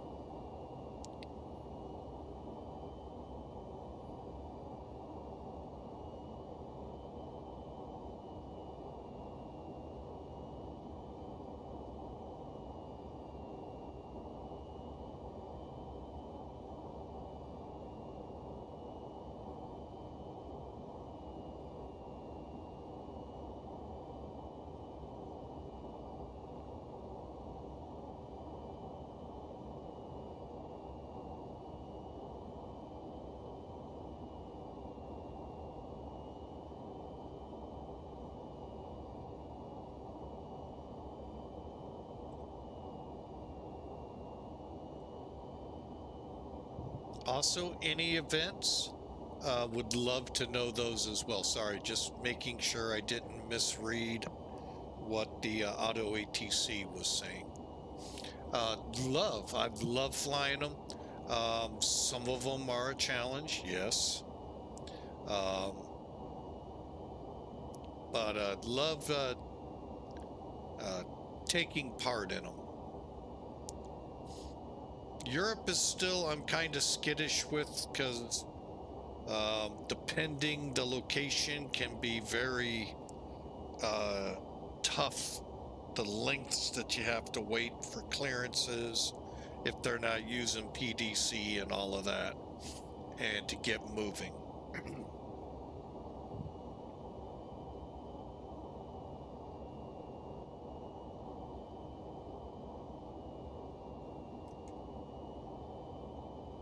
All right, we're going to hit rivers just right. I am going to set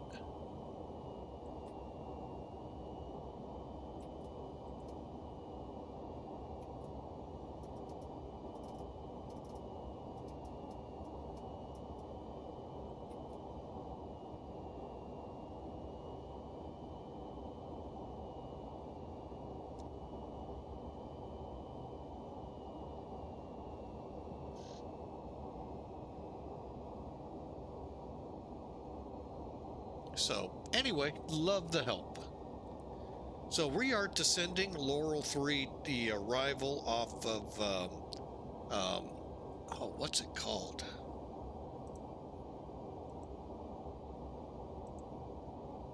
GUZIK. And headed for runway 12 left.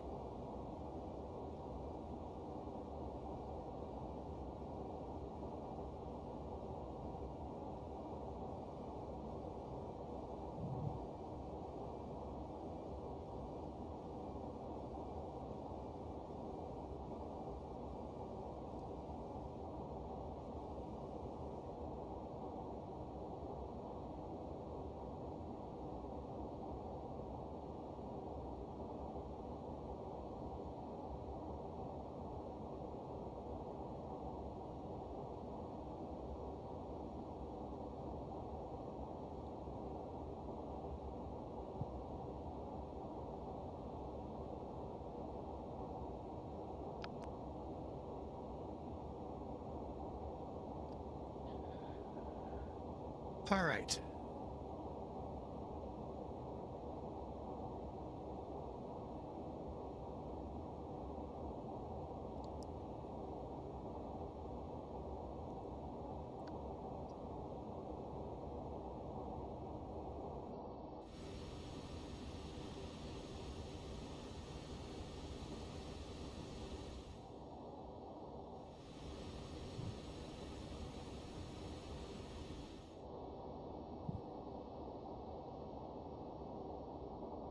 And ultimately, it's really not a bad cabin they have in here.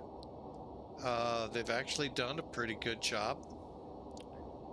So,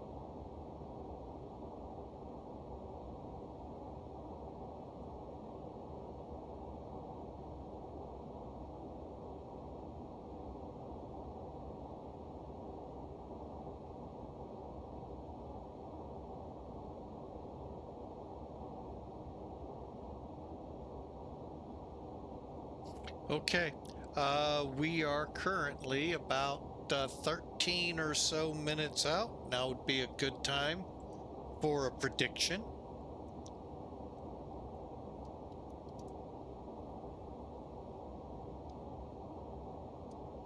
I'll get mine in there and you all can follow suit as you are ready.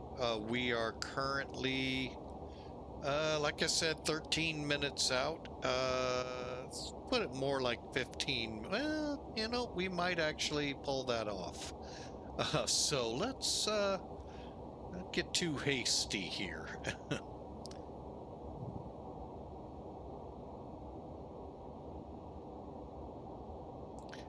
But the weather in St. Louis is frightful. Oh wait, no, wrong season.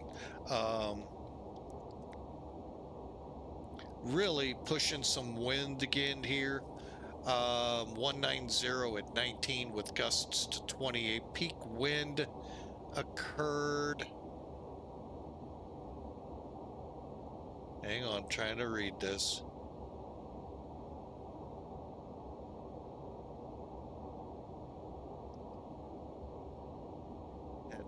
It was at 229 at 1628. So 29 knot gust was the highest so far. We got 9 miles of visibility and a broken layer now at 6,500 feet. So it's looking a little better. We're kind of, we're actually coming down the Mississippi River. This actually was called the Rivers 3 arrival not too long ago. It was a VOR to VOR kind of type setup. So any aircraft could fly it, not just those that can do RNAV. And I used to love shooting the rivers, and it's a shame it's gone to this. But yeah, you just come down the river and then get into the approach for whatever.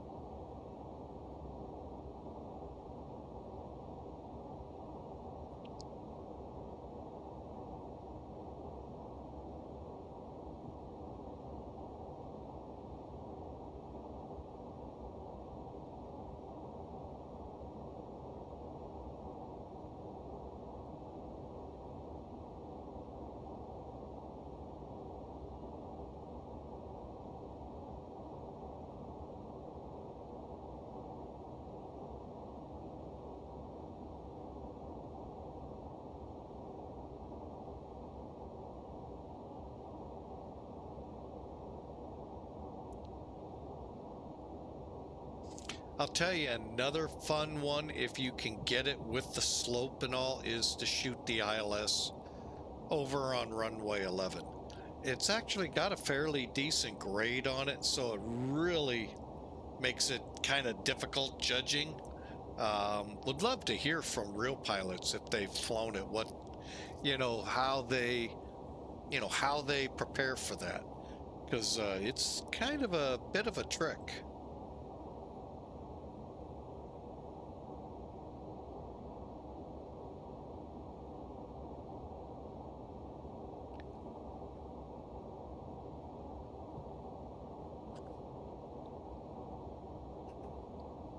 Back before, well, we'll say 9/11, but it was a few years prior.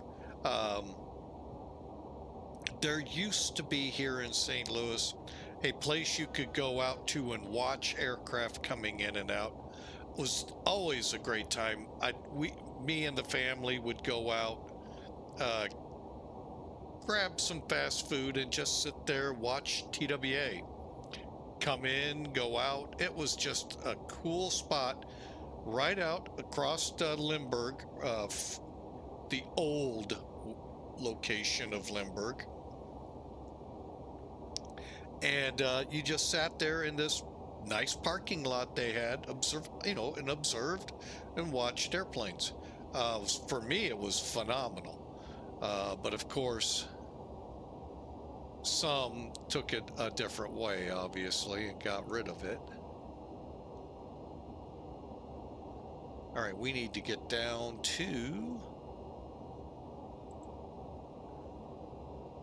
8,000.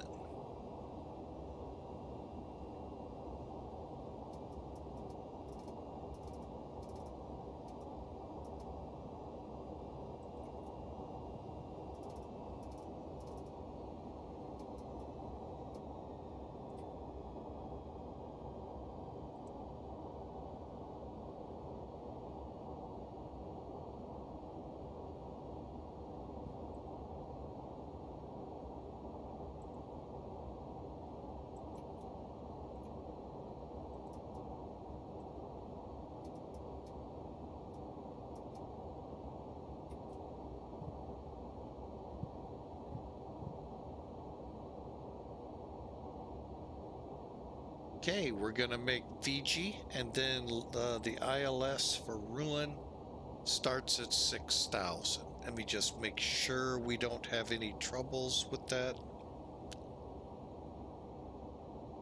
Oh, we do actually.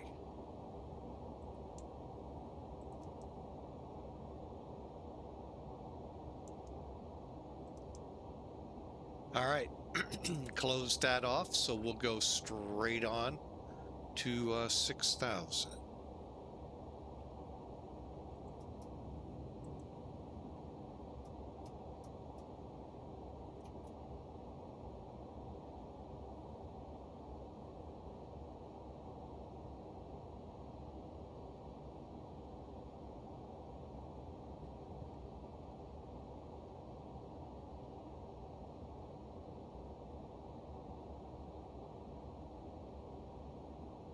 Okay, for a second there, okay, we were at the turn. Okay. Whew. I was like, why are we turning?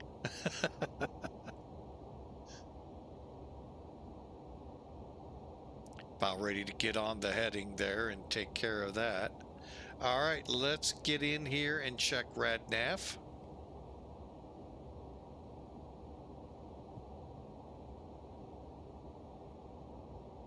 NavRad. All right, ILS for today, 108.9. 108.9 slash 123.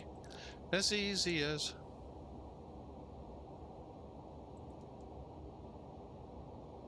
ILDZ. Perfect. Right, we have the FMC set. To our left there, again, Mississippi River. You basically just follow the river straight in, and then you slowly drift out towards the St. Charles area, St. Peter's, hook it in on the ILS. And then a couple of my other granddaughters can wave at you as you fly by.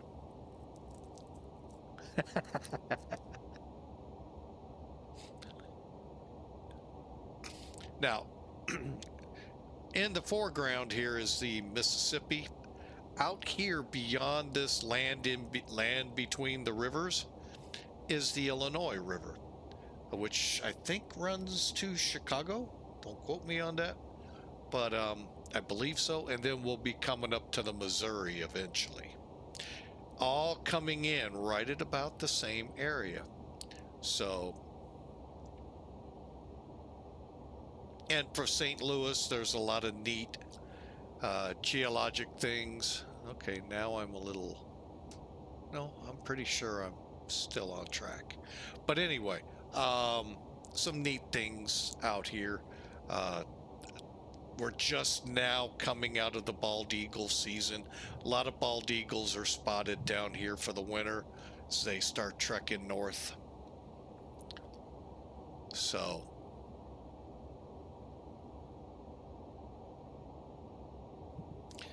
it's pretty cool to head down there.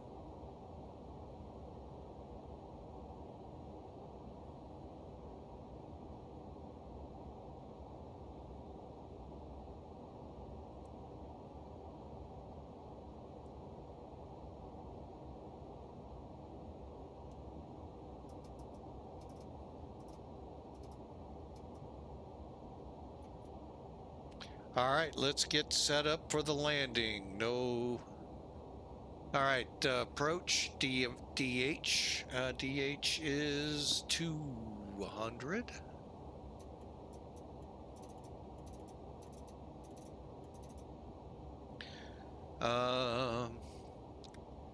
Seatbelts, I think I turned them on, but let's verify. Did not.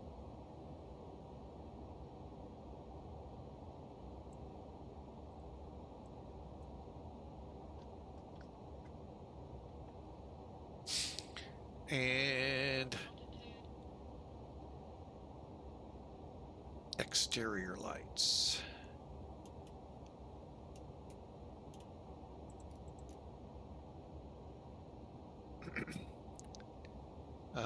Spoiler, let's get that rearmed.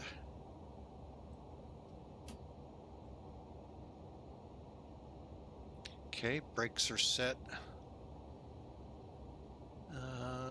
Medium should be good.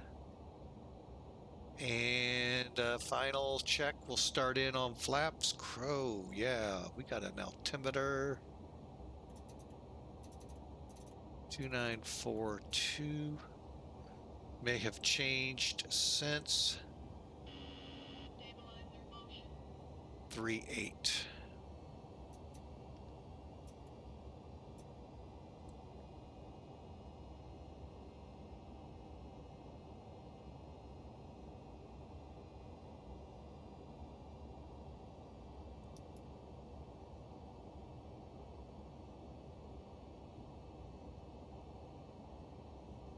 Another thing I'm not a huge fan of this plane, you don't have the ability to just do localizer or just, or wait for the glide slope. It's all or none, and kind of don't like that. But I think that's an MD-11 thing. Okay, we're coming into Runyon 20 miles out.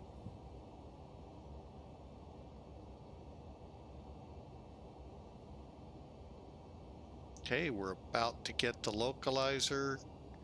Don't have the glide slope yet.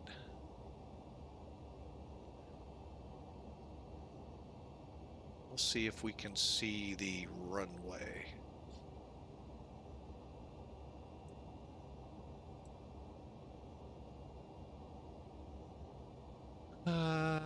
Possibly.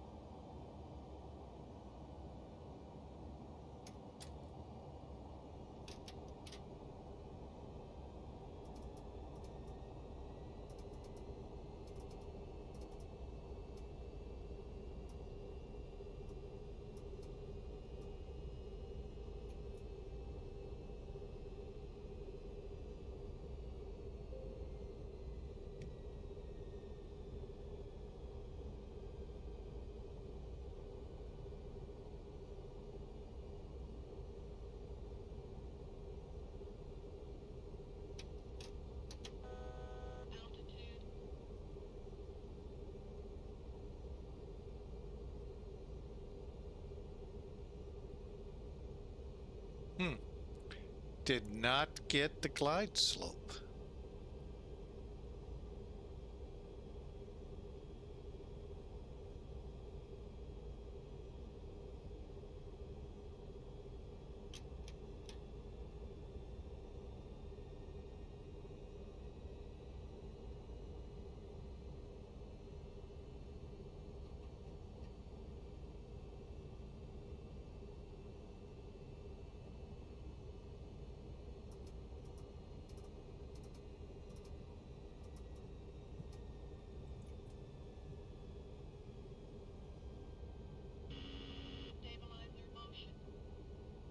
Now we have a glide slope. One more time, we're looking for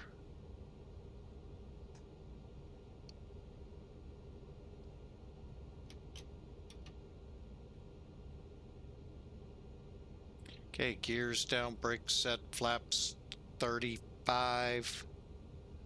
Spoilers armed, we're ready to land. And I did not get St. Louis.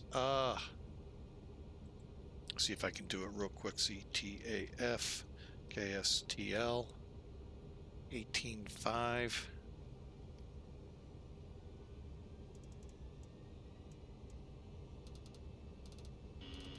Stabilizer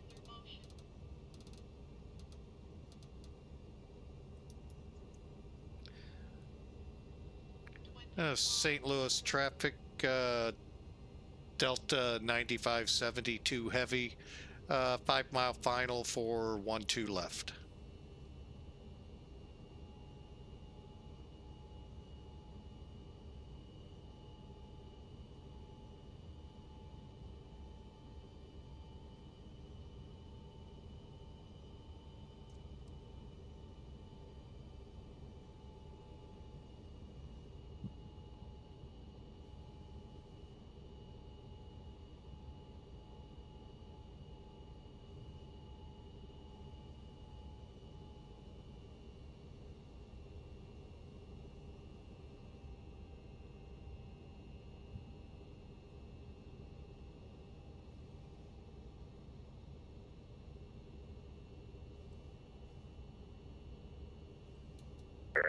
St. Louis.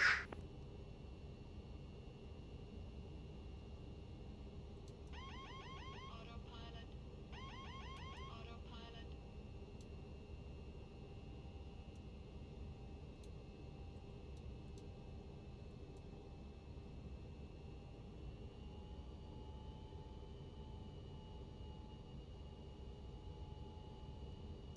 And St. Louis traffic, Delta 9572 heavy, 3 mile final, 12 left.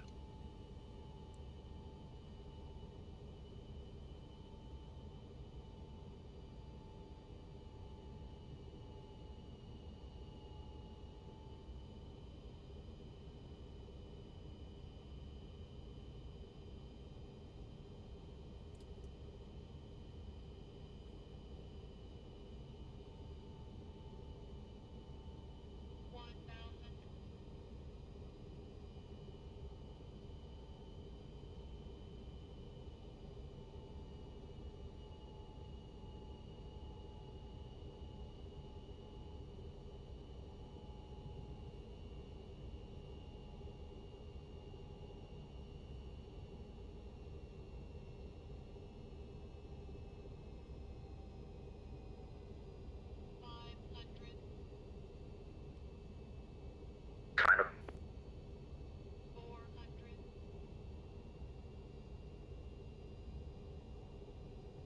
Approaching minimum.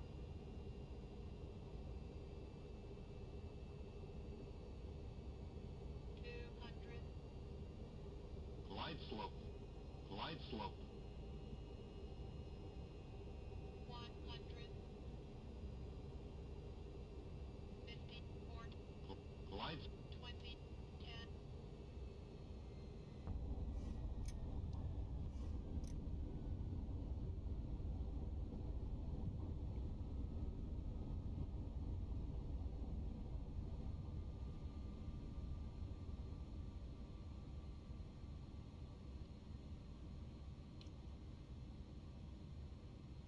Not sure why she pulled.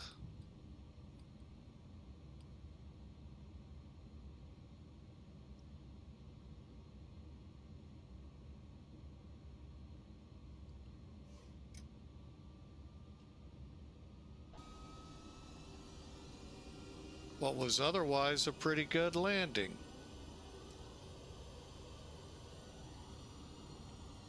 Whoa, she really is one to pull.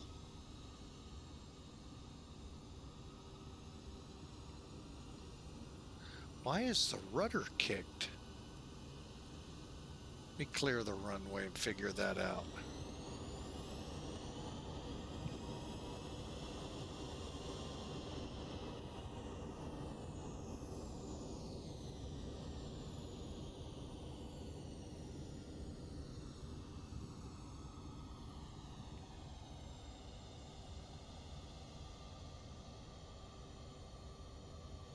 St. Louis traffic, Delta 9572 off, 12 left to the gate.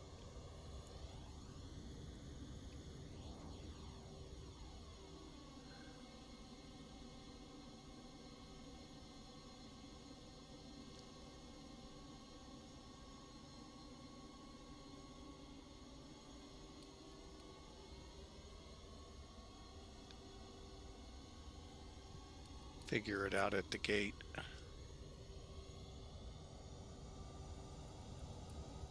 Almost like the autopilot might still be on.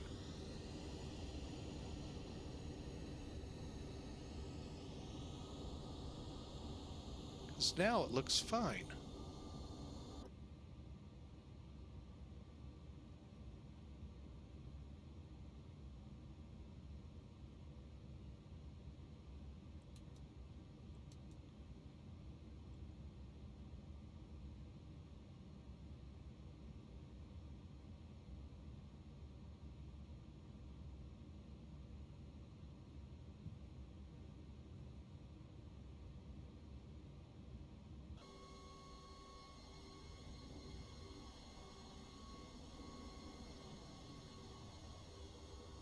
Huh.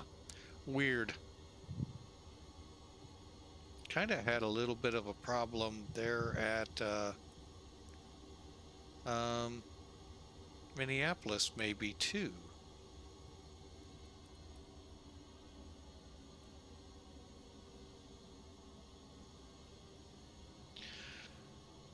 All right, we're clear of all runways. And St. Louis traffic, Delta 9572, clear of all runways, taxiing to the A gates.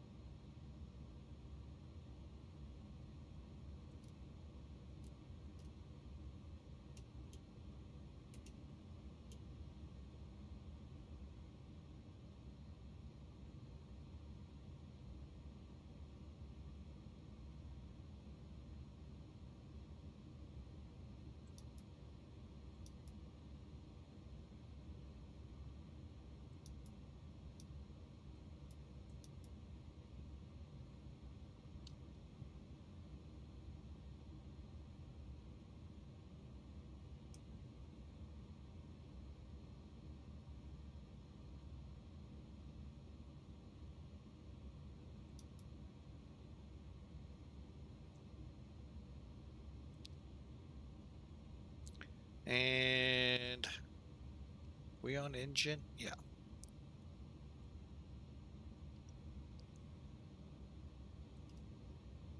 Hey, the APU stayed off this time. All right, so we're taxiing down, like I said, to the A gates. I really wouldn't know where they'd have put something like this in here. I know right on this end of the terminal was where all of the international TWA flights went.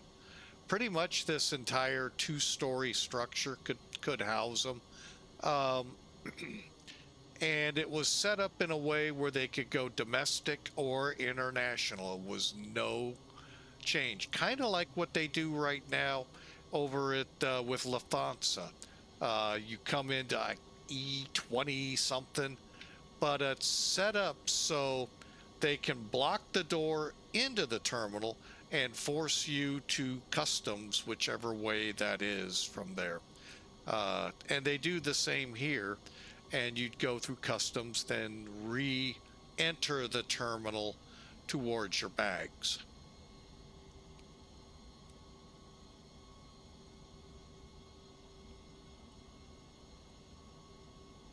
All right, we're gonna head right over there.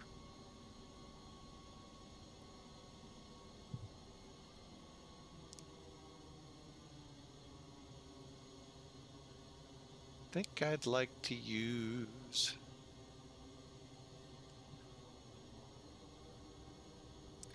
right where I'm headed.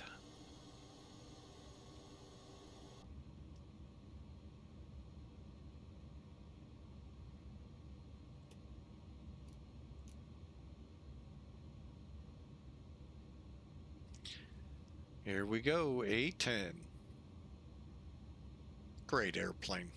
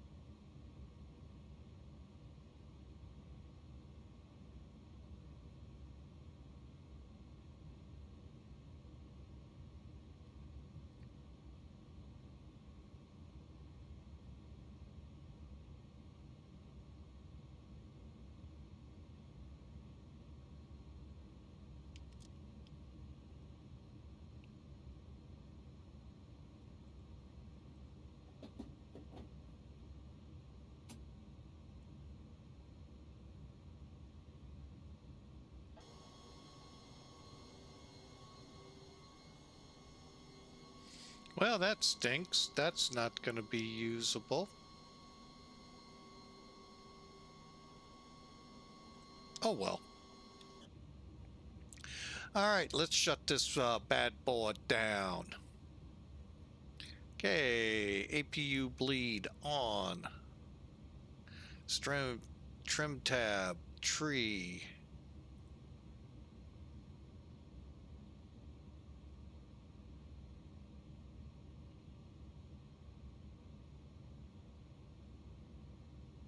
Let's see, wait. After landing, anti-ice, everything was off. APU's running, fuel switches off.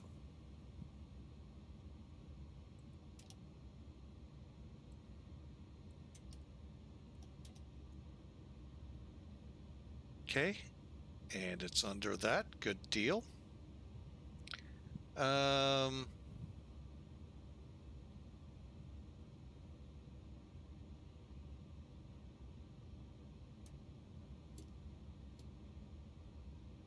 Okay, IRS set, windshield off, and parking brake is set, and we can't toggle a jetway, I don't think. No. All right, so let's put the chocks in. Ground power.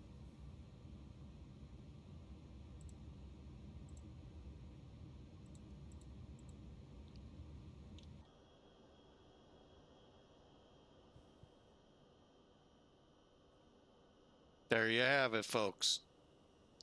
Granted, a plane that you probably would never have seen here from Delta, but you know what? It's the flight sim. And we're set, and they are deplaning. All right, let's take a look at this, shall we?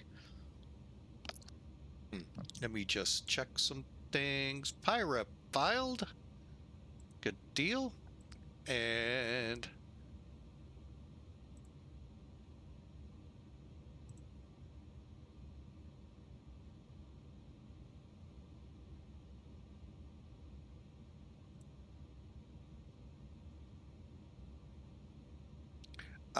that's not the airplane I flew. Yeah, they got it right here. They got it wrong here, so I must have. All right. Oh, and they accepted it. Well, that's good. Let's find me here. Oh, 352 feet a minute. Okay, I'll buy that, even though I don't know what went crazy with it. If somehow the autopilots were still engaged, I don't know. But yeah, that plane just pulled in a heartbeat on me. I'd love to say I was joking, but no, it really did. All right, so 352 352, was it, I believe, with Millennium? Yeah, 352. Okay, let's take a look at it here real quick, and then we're going to wrap up. We'll be hopefully back a little later tonight. The wife wants to go do some things, so we don't know. That's cool. We love that. We love going out, having a great time with her, and, you know, family first. So that's what we're trying to do. We got into some trouble last week and trying to avoid that again.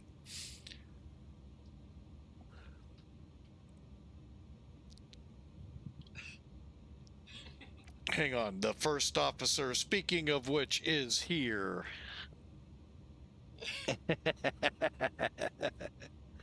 Hello, ma'am. Oh, gonna dance? You know, that's an 18-month. That's 18 months? I know. It's a perfect. Wow. I know. Some 18-month size pajamas. What are you doing? No,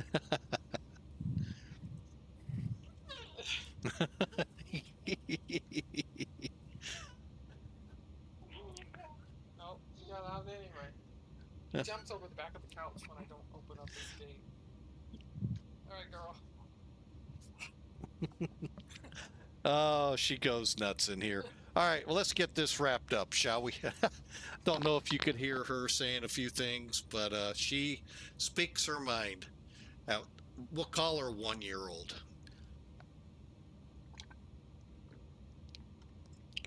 Her very first birthday is coming up. All right, let's get Elevatech in here. And, whoa, wrong map. Close that. Wow, I hit the wrong button. I probably need to get rid of that. All right, there's the Elevatech we're looking for. Basically, we started up here in this blob, this snow band. Boy, that ain't really that long if it got through Minneapolis by the time we got down here. Huh. So that could be a saving grace for some of us out here that might see it. We're right here, and we're going to complete the flight.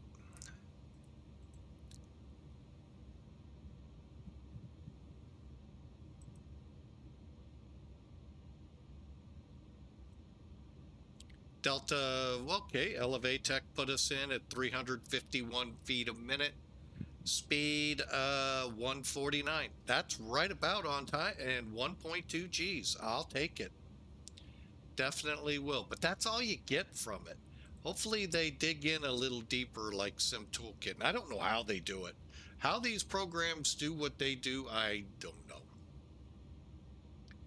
All right, so like I said, I like Sim Toolkit. That seems to give me a lot of information that really, truly does help me out. Again, got what looks like some storms off to the east. Nothing like Friday night. Yeah, it was pretty rough here. If you haven't heard, we had, I think, 14 confirmed separate individual reports of tornadoes. You may have seen one on YouTube at the airport. Possible, you know, there was some reports at that time. So, all right, so let's pull it up. Here's the flight, what you're used to seeing. Details, details, details. Hour 25-minute flight, 9 kilograms of, or we only burned 9 kilograms. Man, I don't know where they complain about fuel mileage. 9,000 kilograms.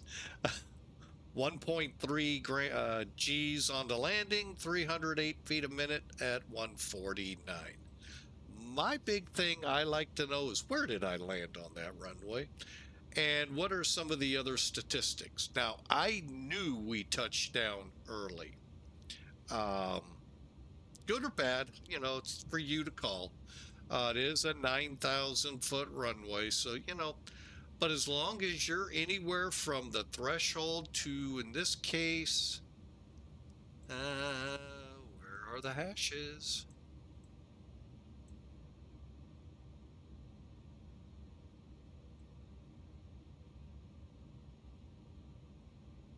To about, well, you get about 3,000 feet like most runways. Okay. So we're also about 30 feet off the center line. That was not good. And I was trying to correct, and things were just not wanting to correct. But we ended up in a decent spot. That's why I didn't go around. You aim for these big white pads. You can see them clear as mud on a runway coming in when you're visual. Also, here's your pappies, and I think, yeah, that's your glide slope for this runway. The other one is right here. So that's why I was like, where's the other runway? So anyway, really overall a good landing. Pitch 4.3, roll. We were pretty well straightened out, and it was just, yeah. And then things went screwy. Don't know. Don't know if somehow the autopilot was left on, came back on in all of those clicks. Who knows? But yeah, it did. So anyway, we're in here. And if you, there is precedent for what happened out there. If you watch a 737, I think it was, got into some hydroplaning on a runway that doesn't drain well, and went through the grass like we did. So, all right, well, let's take a look, see if any signs of anything are showing.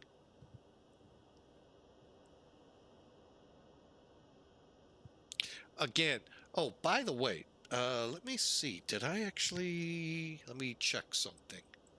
Because I had the question last flight. Yes, I did. Okay. This is a scenery I really like.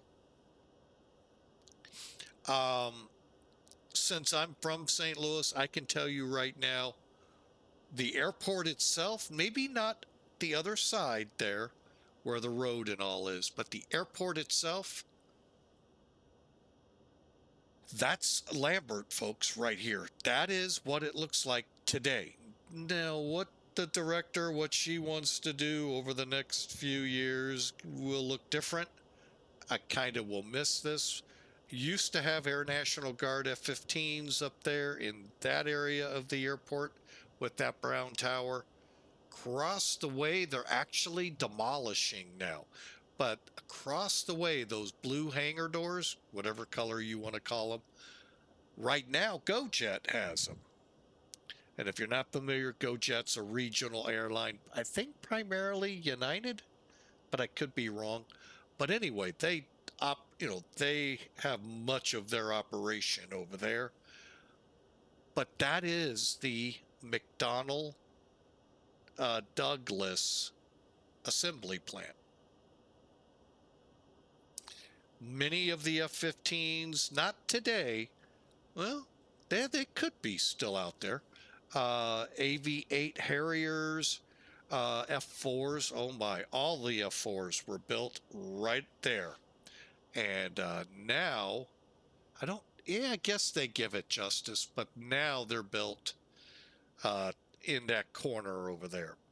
The rounding it out, you have Cargo City in the background and the FBOs, but now the F-18s and F-15s are built there. So really well done. The maker, StarSim, just double checking. Double check. Hang on. I don't like saying things wrong when it's StarSim. Also put in runway 11 over here. It looks kind of weird. I don't know if that's something to do with texturing for the season or what, but it really kind of looks weird, but it goes uphill. TWA's old operation shack is barely visible, the light brown.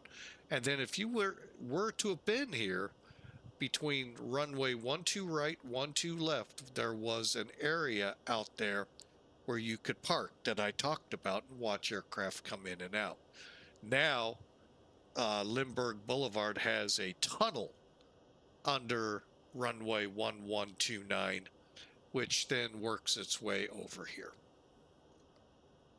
And in the meantime, they got rid of that parking area. I don't know why, because there's no precedent really for it. So anyway, way above my pay grade, I'm sure. I'm not going to get into any of the politics of it all. So there's a lot of bad blood about what's getting ready to happen at the airport. They're not following design plans that were already in place. So, which took a lot of people's homes. So, anyway, Southwest looks like they're getting ready to do their thing. And I hope you all enjoy. We're going to wrap it up here. Thank you for spending a couple hours with us today. And if we get time tonight, we'll be back on. But for now, let's go ahead and wrap it up. We'll see you for sure tomorrow. Not sure yet what. I haven't put that fully together yet. So, but it'll be a fun flight nonetheless. So for now, y'all have a great night. And thank you again for being a part of Flying with Mike. And we'll see you tomorrow. God bless.